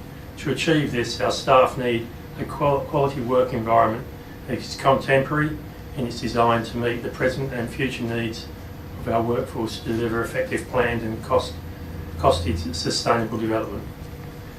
There are many factors to consider in the process, and some of these are workforce numbers needed to deliver services for our growing population, workforce travel and its costs, both physical and financial, staff retention and a larger workforce pool to fill vacancies, cohesive work environment that promotes inclusion and diversity of ideas. The above, however, are operational requirements that should be taken into consideration by the CEO. Our task is to provide direction to the CEO so she can carry out her task through good governance processes, i.e. setting direction in accordance with our planned outcomes for the majority of our ratepayers and residents. In the past, as we've outlined, as outlined to me by a member of the community at the 30th birthday at the HRCC, the Shire has had an ad hoc approach to public amenities. That has resulted in several buildings spread throughout the town of Harvey to deliver services, but not in a cohesive manner. Now, I have no doubt the decision when they were made in good faith and because of requests from the community. However, no overall strategy or planned approach from town planning perspective was involved. That is no longer the case. Council has spent a considerable amount of money in research and community consultation to come to our present position. I'll leave that bit. Things have changed. We now have a large part of the Shire's population in the Australian area, and this is growing quickly towards Rowlands and Brunswick Junction. Good governance requires us to look to the future and develop services where they will be most needed. This is closely followed by the delivery of specific services to our communities. These projects being the library in Harvey and the Arlute workshops. These services have the potential to be the learning centres of the northern half of the Shire and is therefore worthy of support. I ask you to support this motion to ensure positive planned outcomes for long-term benefits of the Shire of Harvey are attainable through the efforts of the CEO and management team. Councillor Campbell. Any speakers against? Councillor Beach. I'm at a loss as to why Councillor Brommer thought it necessary to bring this forward. The planning has been done. There is money on the budget for the library to take place during 23-24 as per the officer's report, and is shovel ready. Earlier this evening we have agreed to proceed with the community precinct to go to design. Nowhere near ready to be built. So why would you push Harvey Library down to second spot when it's ready to go?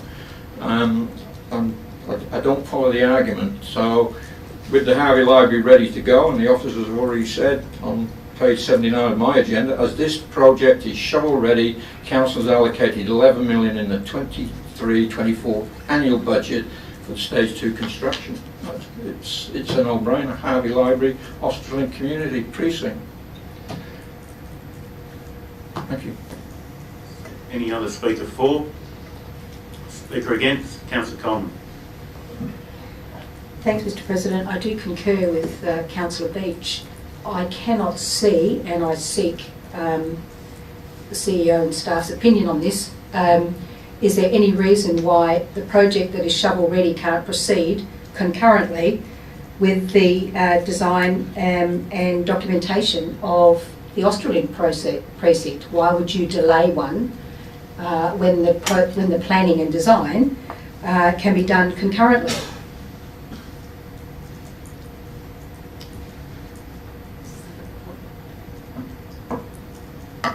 I will just provide a comment. There is funds in the budget currently for the Harvey Library Stage 1 project, and also the detailed design for the community precinct. There is a lack of funding in total for the library project and also for the community precinct. So I can't put words in Councillor Bromham's mouth, but I would suggest that through the prioritisation of this would require a change to the forward capital works plan and future budgets to have the funding allocated towards the library to be provided to the community precinct, which would allow that project to proceed first. But I will allow Councillor Bromham to give his interpretation, but any changes to the prioritisation will need to be reflected through our forward capital works plan and future budgets. Any other speaker? Bergie, Councillor Burgoyne. Thank you, Mr. President. Just a question, if I may. In the second last paragraph referring to Leicester Leisure Centre, it says that we have confirmed state government funding. and industry funding and a federal grant application process, the funding that's already been secured, does that have a time frame on that it may last? Because if I remember correctly, that money has been available for a little while. I'm just wondering if there's any strings attached to that or not. Director of Community Lifestyle. I know the first lot of funding that we've received was through an election commitment, so that would be tied to that project. And given that the fact that the LLC court expansion has probably gone through that complete process, and you've applied for funding on a shovel-ready project, would be a bit of a backflip. Can I just make comment? We did sign a financial agreement for the funds that have been used from that election funding towards the design component of the project, but there's still another financial assistance agreement to be signed for the construction part of that funding. But that has been confirmed through the election commitment and discussions with the department, and has been provided in application to the federal funding program as committed funding for this project. Any other speaker for? Speakers against? Oh. For. For? For.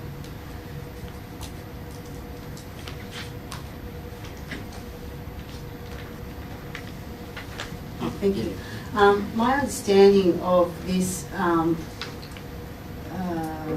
notice of motion is that Council is providing the CEO with some guidance on the priority of effort to go towards sourcing funding for these significant projects. So I appreciate the debate and discussion that we're having around this, and Councillor Bromham has obviously put 1, 2 and 3.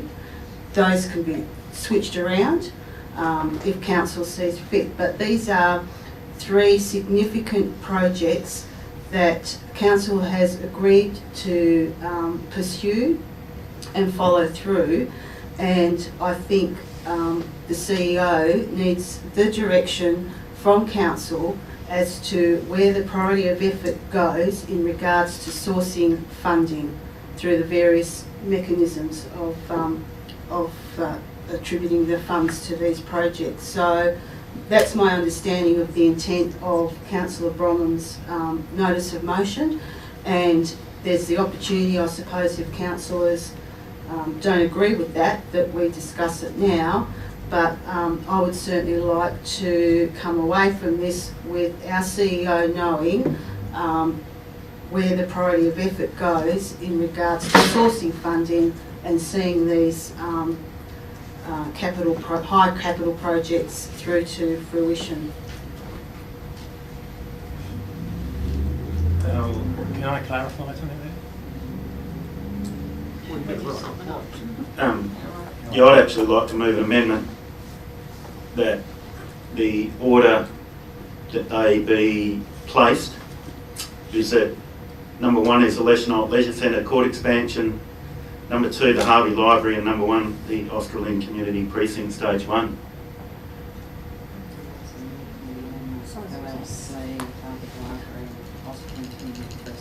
What's that again?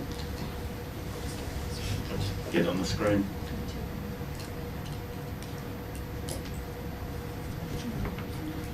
Are you foreshadowing the motion?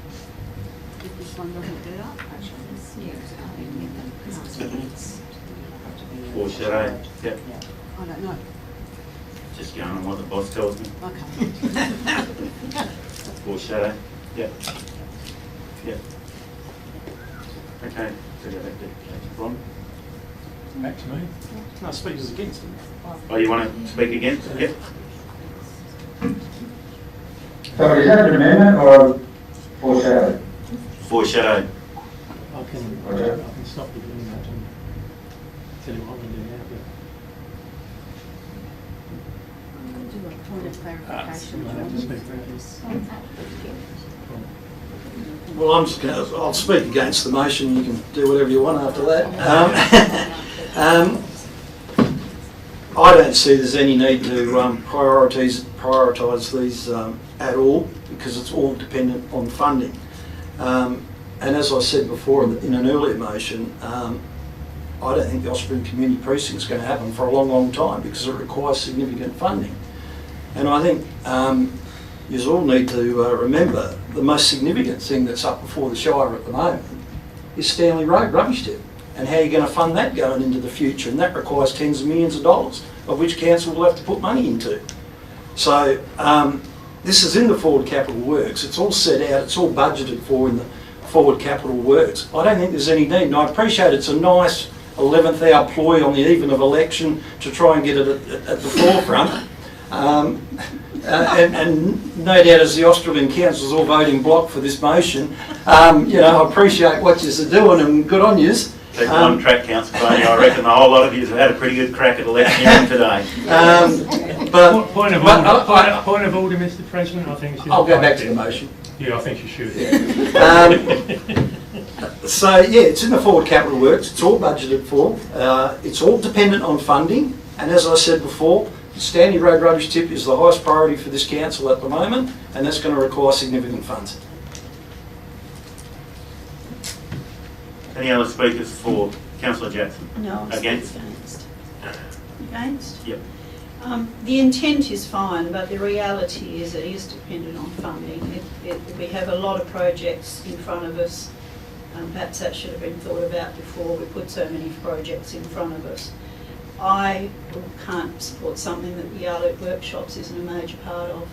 We have a project there that is an economic base for a community that has nothing else, and they feel forgotten. Good point. And here we are saying, let's put this aside again. So whilst these three projects are imminent, the funding's already been identified. What happens to those other projects? Councillor Carbone is very right in Stanley Road. Does this mean we don't prioritise those things when they come forward? So I don't support this motion at all. Any other speakers for? Against?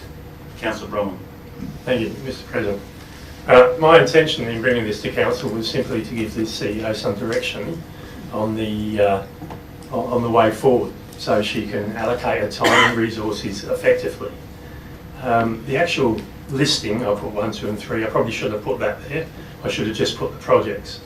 But that's the intention of this. So I would quite happily lose this motion and go with the alternate should the President wish to push that forward. Okay, I'll put the motion. Those for the motion? Those against? Lost 2-8. 2-9. Bertie's back online.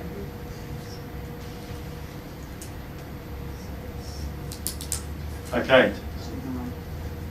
Yeah.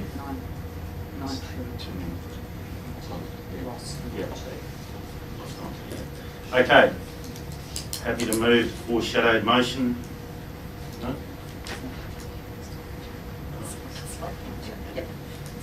Is there a seconder? I'm happy to second it just to hear the debate.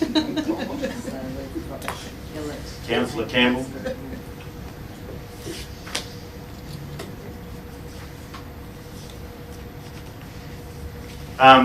I think we've probably had enough debate, but I think it has been brought up that yes, there are a lot of projects. This one has probably been sitting on the books for probably the last 4 years and has secured some level of funding at this stage. It also fulfills a lot of needs within the community of inclusivity and sporting facilities that are probably well past their use by date, and we're actually turning participants away. So it is like every other project. It's a first cab off the rank, I suppose. You work towards it, and yet we're all constrained by budget. So a lot of these, we're only going into the staging of community precinct. The library's had its detailed design, so yeah, that's about it on that one. Councillor Campbell. Thank you, Mr. President, and I second this because I think Councillor Bromham touched on it. You know, regardless, perhaps he shouldn't have attached a number to the actual project, and it was raised. All of these projects are dependent on funding. So if we don't provide some sort of guidance to the CEO, as I said, where her priority effort goes in regards to sourcing funding for these significant projects, then they just won't go ahead. We won't achieve anything. And I acknowledge Bunbury Harvey Regional Council, we're committed to that regardless. And I acknowledge Yarloop, we're committed to that. These ones, we have to source funding somehow, somewhere, and it's going to take a lot of effort from the CEO and the staff to secure the funding. So we need to provide that guidance to her in order for these projects to move forward. So really, I don't care which order they're in, I'm just identifying that these are the key projects that need a lot of effort by staff and the CEO to source the funding, or they're just not going to happen. Councillor Deeds. Certainly, sir. Through to the CEO, Ms Reardon, you made some comments earlier about having to change the order of things in the forward planning and so forth. If this motion gets up, does that statement you made is still relevant? I would suggest that if there's a prioritisation of projects, that when council considers the forward capital works plan, they will need to consider the staging of these projects through the year and the allocation of loan funds. So based on this, yes, there would need to be changes made to that plan. Could I have another follow-up, please, to that then? In that case, if this does get up, and the officer's report here is saying that the library and precinct there are shovel ready, does that mean that doesn't happen now in the 23-24 budget?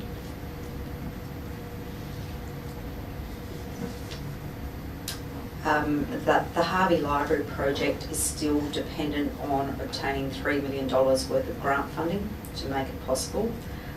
We do have $8 million worth of loan funds towards that project, so we are actively seeking grant funding opportunities for that project, but in regards to whether we can get those funds this financial year, that's a consideration, and it is a consideration in regards to where our loan funding is prioritised across these projects. So I would suggest that if this motion gets passed, or any of these motions get passed, that this will provide that priority ranking when the forward capital works plan is considered as to where the combined funding sources are going to be prioritised in that plan.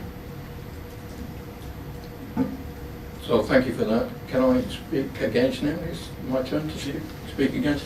And given the light of Ms Reardon's comments, I remind you that the development of the Harvey Library and the precinct itself goes back probably to 2016 or even earlier, and was put on hold because of the Yarloop fires.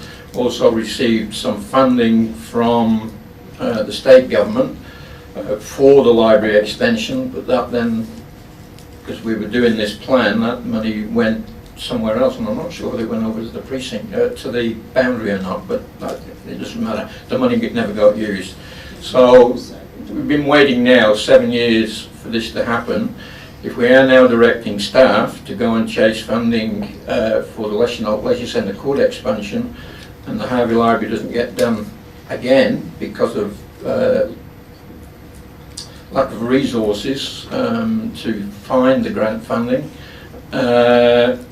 because those efforts are being put into the Leisure court expansion, I just really don't know where that's going to leave the library. As we all know, the Harvey Library is well overdue for an extension. It's bursting at the seams. And yeah, you need to pick your horses, and my suggestion would be that the Labor goes first and National second, but we'll see. Any other? Yes, Councillor Coleman. Just a question, Mr. President, if I may. Looking at this report to 25-26, the year 25-26 financial year, it appears to me that we need to have borrowings in the vicinity of 35.5 million. So my question would be, in the 25 up to the 25-26 financial year, how much of an increase in rates would that be just to cover the borrowings, please?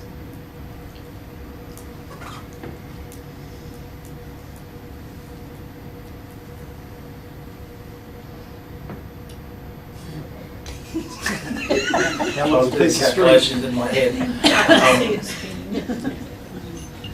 It's either 6 or 8% to what we're able to go to our capacity for borrowings. And that's on top of obviously other works and what have you that we require rate increases for. But yeah. Thank you. Councillor Crispin. Can I just have a clarification before? Just clarifying, by putting it in this list, we're not basically saying that we're postponing or we're putting it on, we're deferring, say like the Harvey Library for multiple years. What we're saying is we're putting a priority around the grant funding of the LLC, but at substantially the exact same time, the staff also be trying to get funding for the Harvey Library. Is that correct? That's correct. We're actively working for all of the projects in regards to obtaining grant funding, specifically 1 and 2 at the moment. And once we have the detailed design for the Australian Community Precinct, will be at a stage where we can request grant funding for that one as well. Can I speak for now? I believe this Councillor Ron had, the way you lined them up, I think putting the numbers down on there may be different, but reality is we have a lot of big projects on the go at the moment, and giving this a clear indication to the CEO of what we need to prioritise is the best thing for us to happen now, so at least that way we can basically start today or tomorrow driving forward to get these big projects actually moving forwards, because we do have a substantial amount of things coming and projects in the future. So I believe this will give us a clear indication of where our funding is going to be going forwards. Councillor Barney. Question, thanks. Just a question to the CEO, and correct me if I'm wrong. If we put leisure court expansion first, and we prioritise that as number 1, do we not lock up Shire funds that we put aside for that early on? So that becomes priority number 1. So Shire funds will get put aside in the hope that we get funding for that project. So that Shire funding that we put aside will, in other words, won't be able to go to any other project, because it'll be locked up for this number 1 priority project that we may or may not get funding for.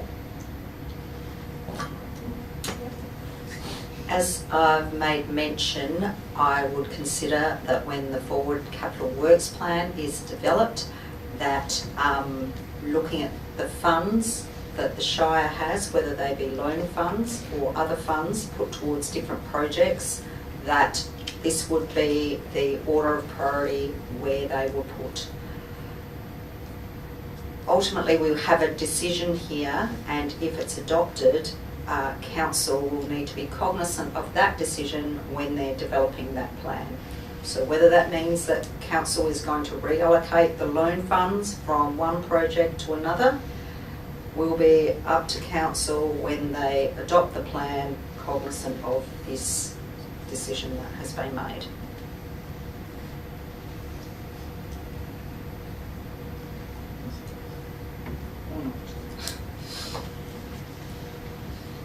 I'll speak. Okay, going off what I've just heard, if we prioritise this project, when we come to the forward capital works plan, we're obviously going to have to lock up loan funds and Shire monies for this #1 project that we've got there. So that's at the expense of the Yarloop, finishing off the Yarloop workshops, finishing off anything else or any of the other projects in the Shire. Now, because it's such a high cost project, what's the likelihood of getting the funding? We've got $100 million worth of projects on the books. I think we should set the sights a little bit lower and finish some of the smaller cost projects before we start looking at these big ones. Any other speakers for? Speakers against? Councillor Coleman. Thanks, Mr. President. I do understand the intent of the original motion and this one. However, we do have an existing forward capital works plan. We do have, as the CEO has reiterated, people sourcing funding for a range of projects that when that funding comes in, those projects can advance. I think putting these in a specific order that, again, to use Councillor Carboni's words, locks up the funding and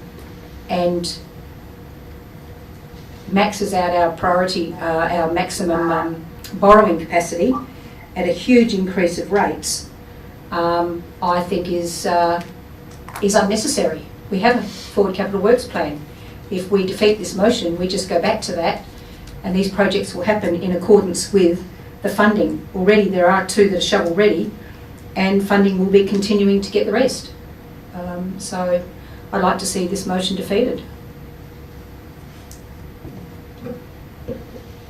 Any other speakers for or against? Sorry, last question.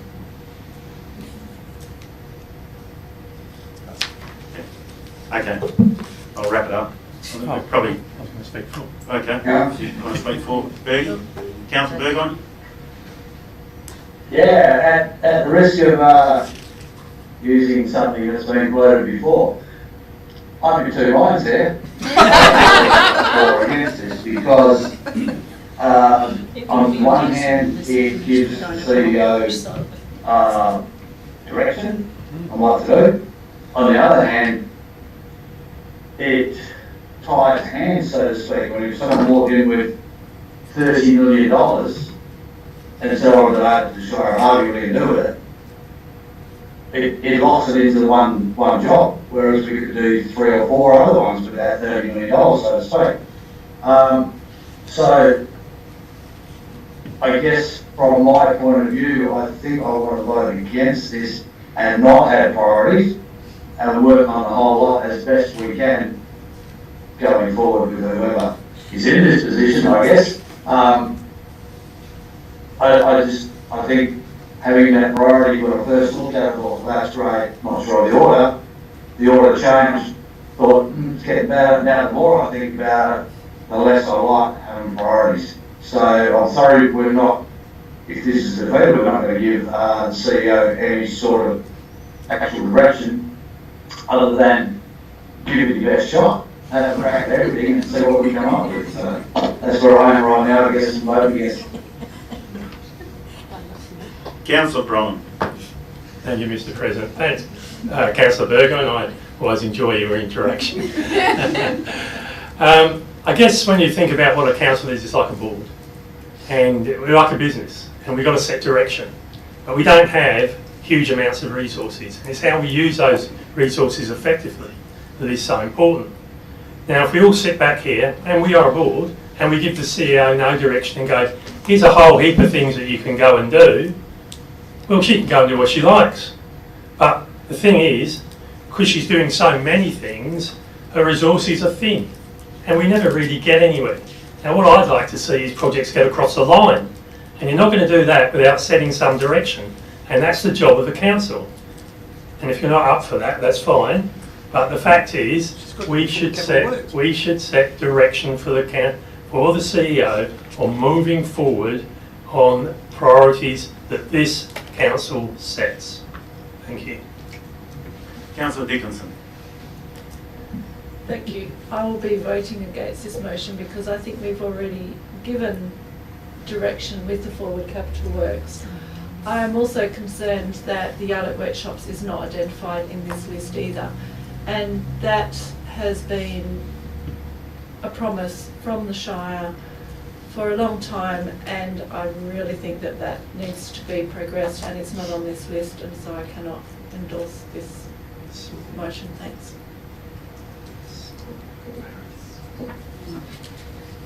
Okay. Cognizant of time, and I think everyone's had a crack at this one and back again. Yes, I will sum it up. I mean, I suppose it's the old classic: if you fail to plan, then you plan to fail.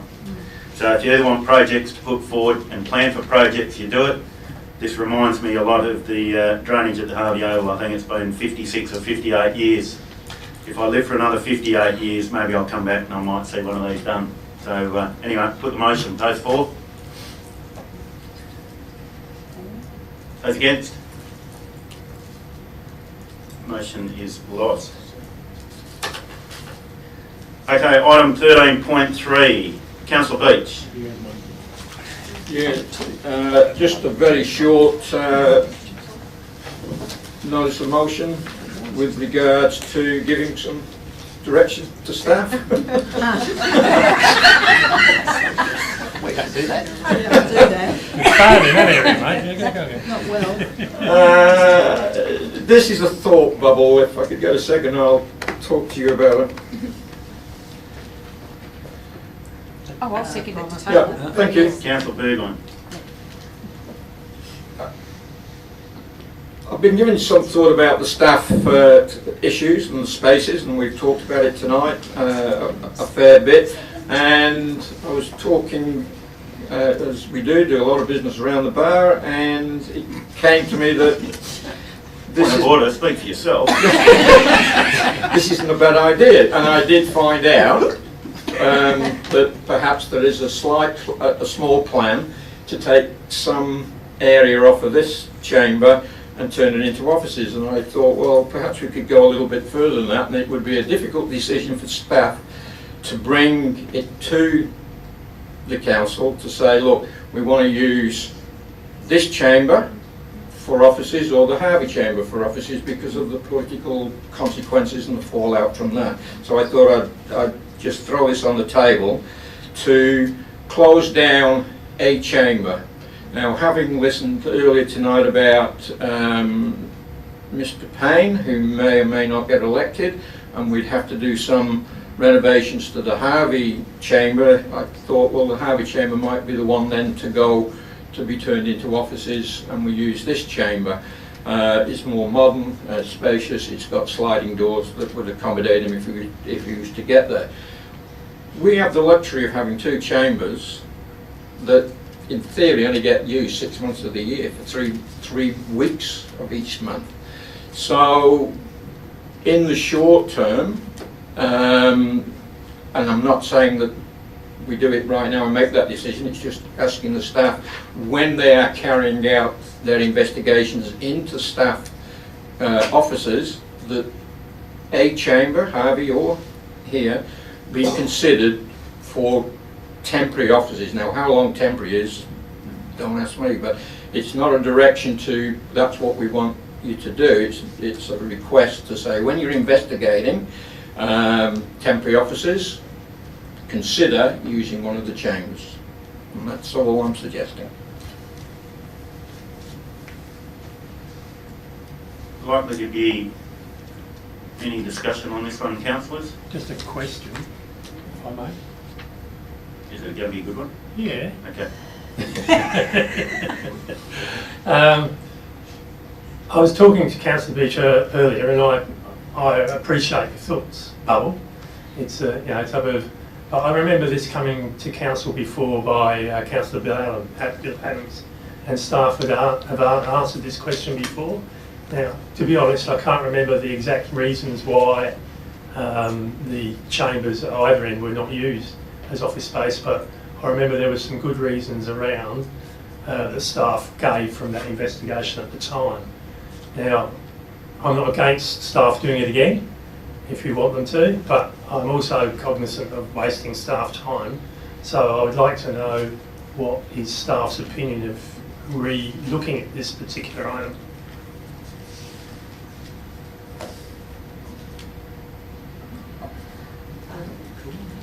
was a council report recently in regards to looking at leased premises to alleviate the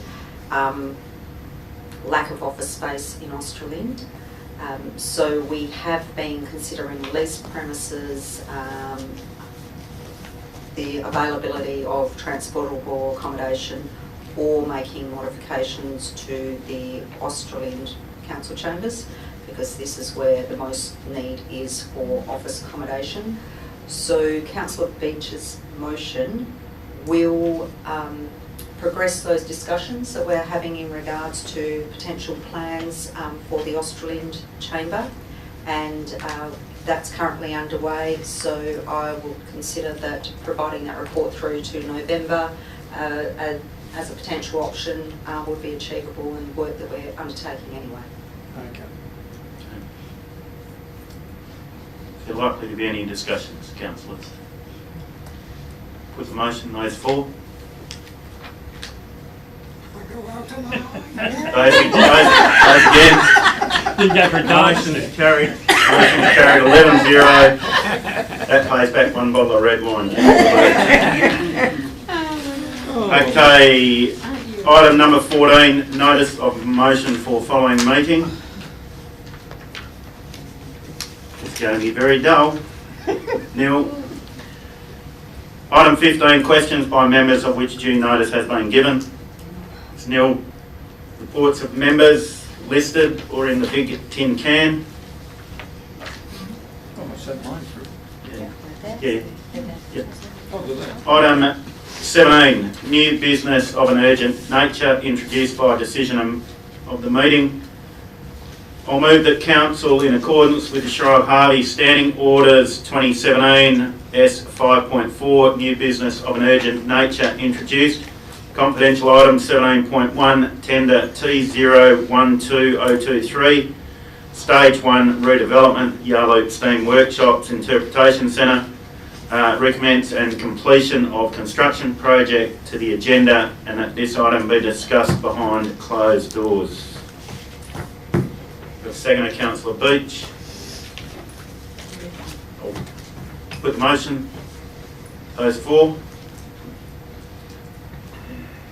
Those against? Is motion's carried 11-0. Yeah. So just let Council note that we will move to item 18.1 without reconvening to the camera. All happy with that? Yeah. You are? Yeah. That's good. Okay. Move Councillor Burgoyne that we move behind closed doors. Did I see your hand go up, Councillor Burgoyne? Yep. Seconder?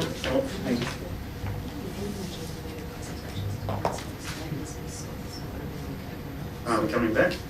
No, the question was not going back, we're just going to close them. Okay, right. Okay. So we just rescind that motion? No, I think we just move to okay, so we'll just leave it. and then okay. we'll do those ones last. So we're on to, what is it, 9.2? Yeah.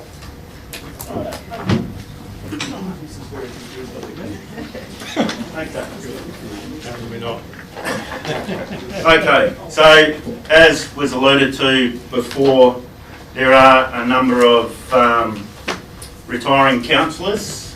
Bergie, I hope you're enjoying yours. So I'll start first with Councillor Tanya Jackson.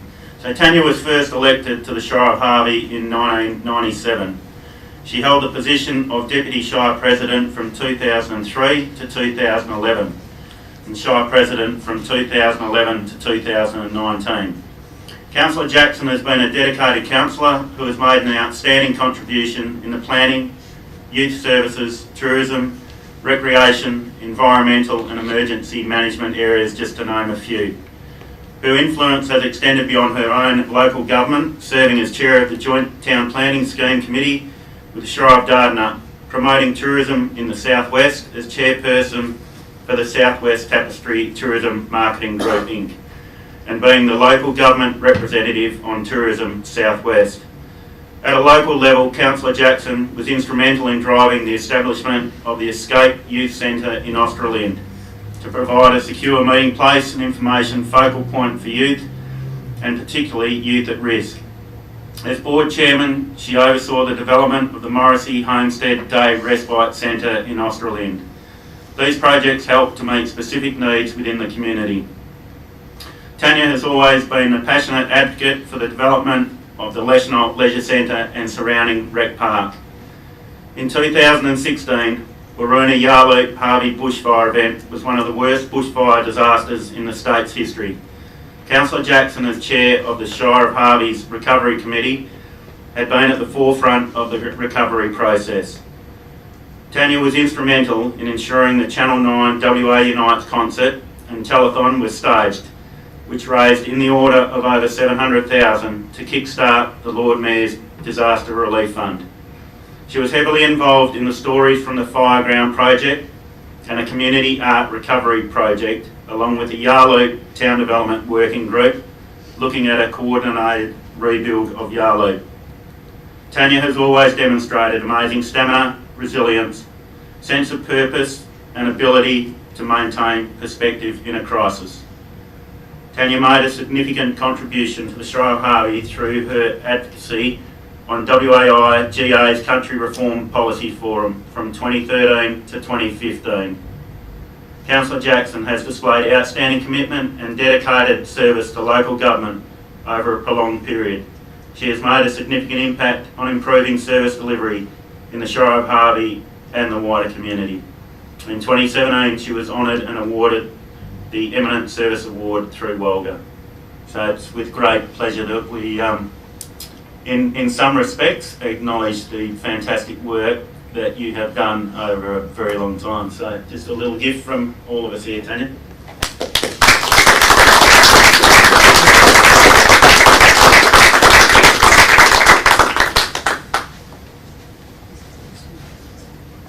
Paul, can I just get a photo while you do that?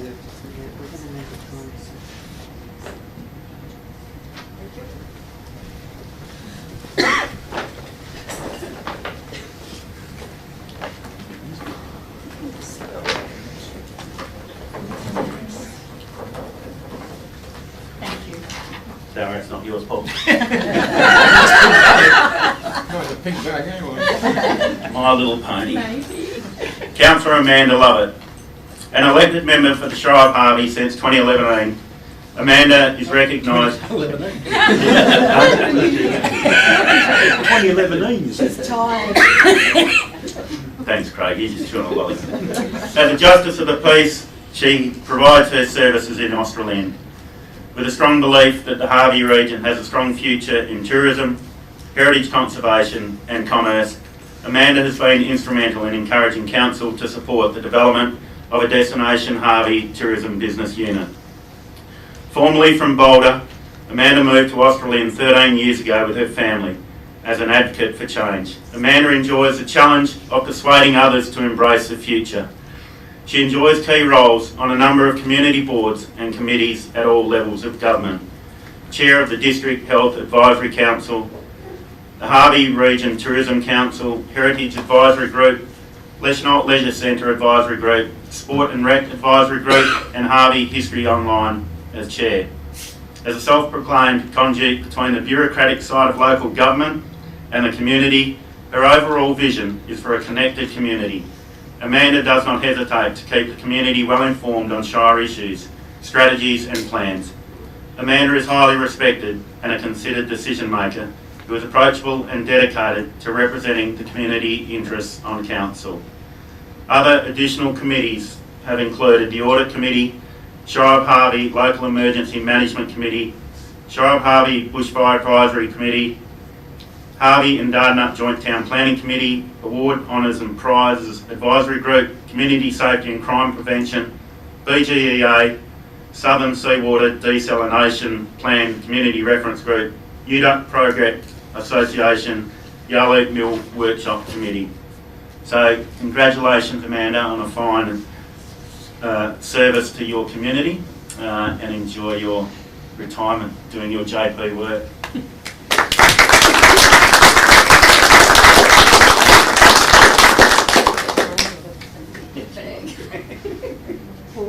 move on from the line. Thanks, Paul. The bag will last 5 minutes, so the granddaughter's going to need that. Blue bag. Dinosaur. Dinosaur for dinosaur.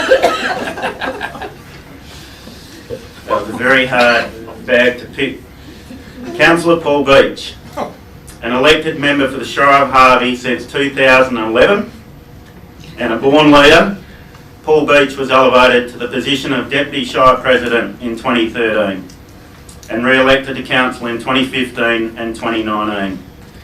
Paul has been a resident of Harvey for 37 years and continues to have a seat at the table and continues to make significant contributions through serving the community. As a previous employee of the Shire of Harvey for over 24 years, he understands local government from the inside out. Along with his role as Aquatic Centre Manager, Paul also held the position of Economic Development Manager, giving him the intimate knowledge of working in local government and a perspective on issues not common amongst other councils. Despite his long and loyal service to the council and his community, he remains enthusiastic and passionate about opening up new opportunities for the Harvey region and the development of infrastructure to meet the needs of the community. His passion in strengthening communities is best demonstrated through his participation with community organisations. Paul has been distinguished for his commitment and service, receiving a number of other accolades, including the Office Brother, issued by the Most Venerable Order of the Hospital of St John of Jerusalem Commander in September 2016. Life Membership, issued by St John Ambulance Harvey in August 2013. Serving Brother St John Ambulance, issued by the Most Venerable Order of the Hospital of St John of Jerusalem Commander WA in March 2009. Premier's Australia Day Active Citizenship Award, issued by Australia Day Council WA in January 2007. Paul Harris Fellow, issued by Rotary International in January 2006. Life Membership, issued by Association of Apex Clubs Australia in July 1987. Councillor Beach plays a pivotal role on a number of the Shire's key advisory groups. The aim to improve community engagement and inform the Shire of the needs and aspirations in the community. These groups include the Community Sale Training Trust Advisory Group, Harvey Rec and Cultural Centre Advisory Group, Awards, Honours and Prizes Advisory Group, Harvey Rec and Cultural Centre Advisory Group. Paul has served the Shire of Harvey for 24 years as an employee and 12 years as an elected member. He is an outstanding community leader who is highly respected by his peers and the community alike. He remains enthusiastic and passionate about developing new opportunities within the Shire. And we all celebrated as a worthy recipient in recognition of his long-standing commitment and extensive service to local government with his Eminent Service Award at the Wolga Convention. So it's with a heavy heart and a fair bit of pride to farewell Councillor Beach from the Shire of Harvey.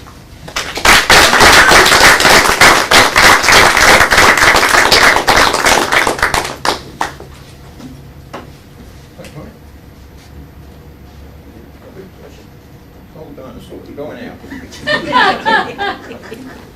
Can I respond? You can.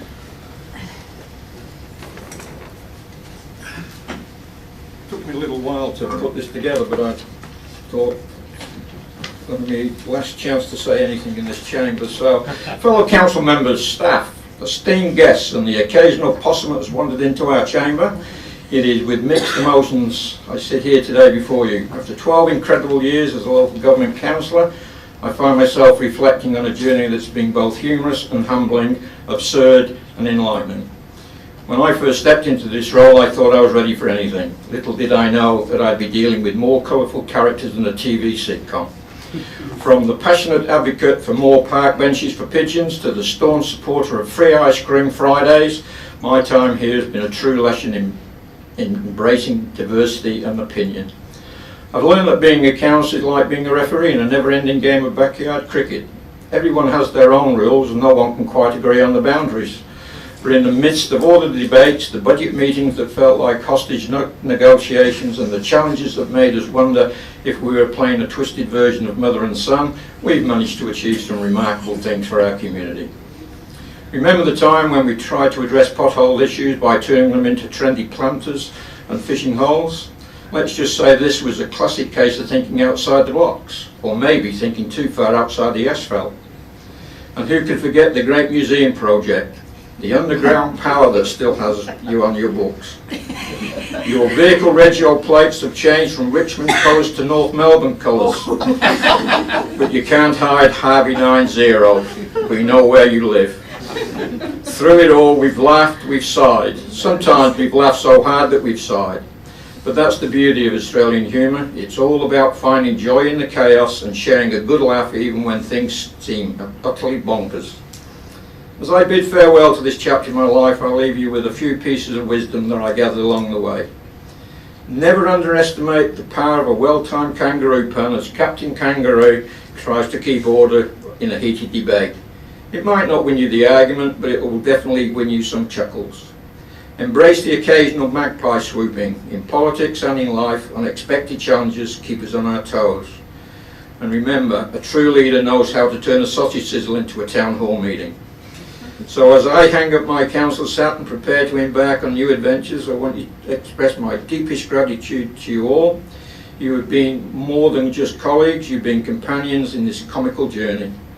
Let's continue to approach life with the kind lightheartedness that can turn a town hall meeting into a stand-up comedy routine. Thank you all, and may the possums of progress always be in your favour.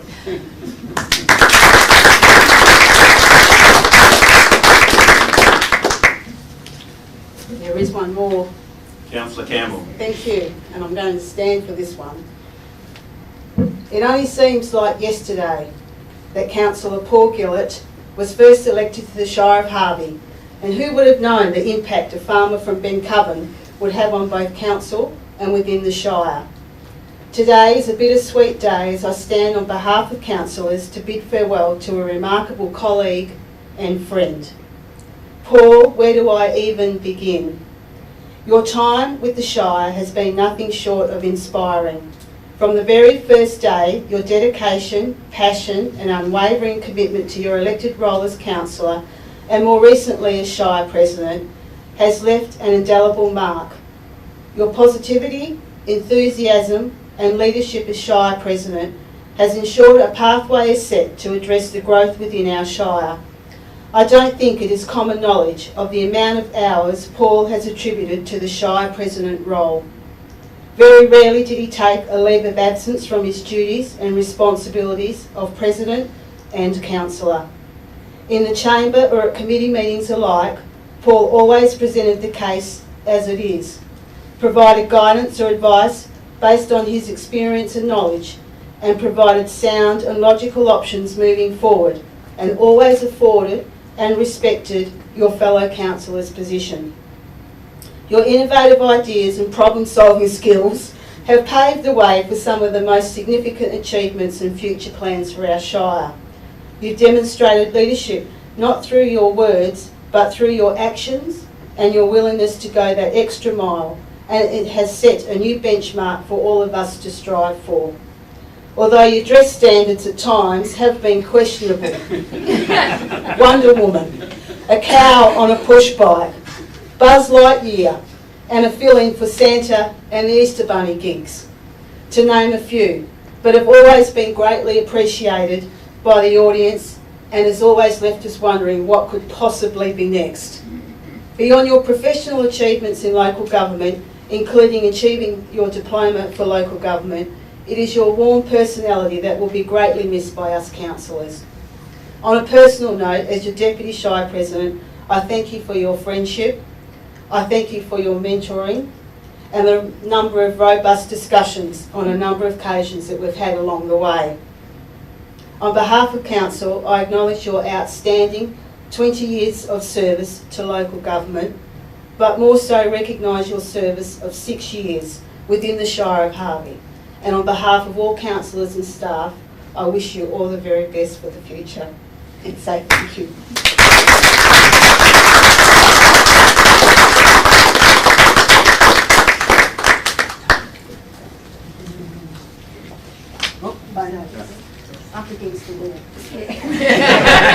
carry on or get me rifle.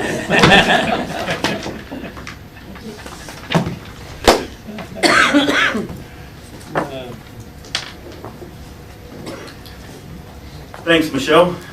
Yeah, it's who would have thought? Yeah, kid from the bush would be up here, but it's certainly been an honour and a privilege to not only serve on the Harvey Shire, but as Shire President. So probably haven't always done things the correct way, but hopefully at the end of the day we've got a good outcome for the community as a whole. Just like to thank all those that I've had the opportunity to serve with. I think it's an exceptional council. Looking after 766 square kilometres, 18 localities.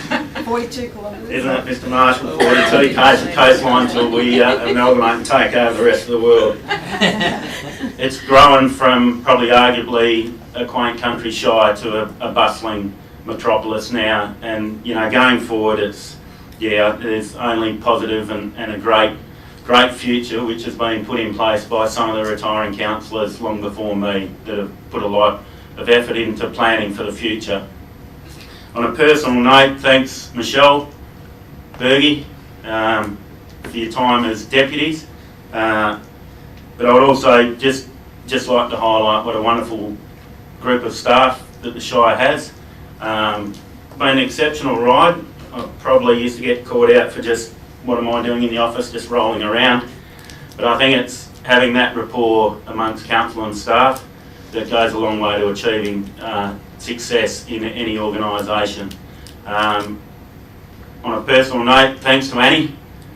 She's probably always wondered how much a meeting or a decision that I've had with people, how much is this going to cost me, what have you been discussing, what promises have been made.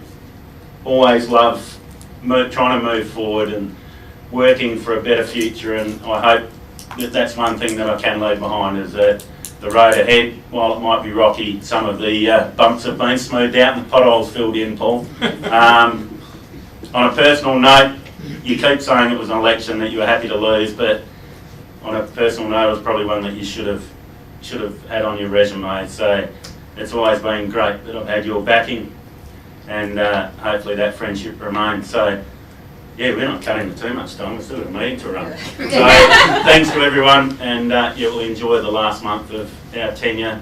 To Tanya, Amanda, Paul and Bergie, congratulations. A powerful amount of service to your community, which you should hold your heads up very high, because you've done a fantastic job, all four of you, so well done.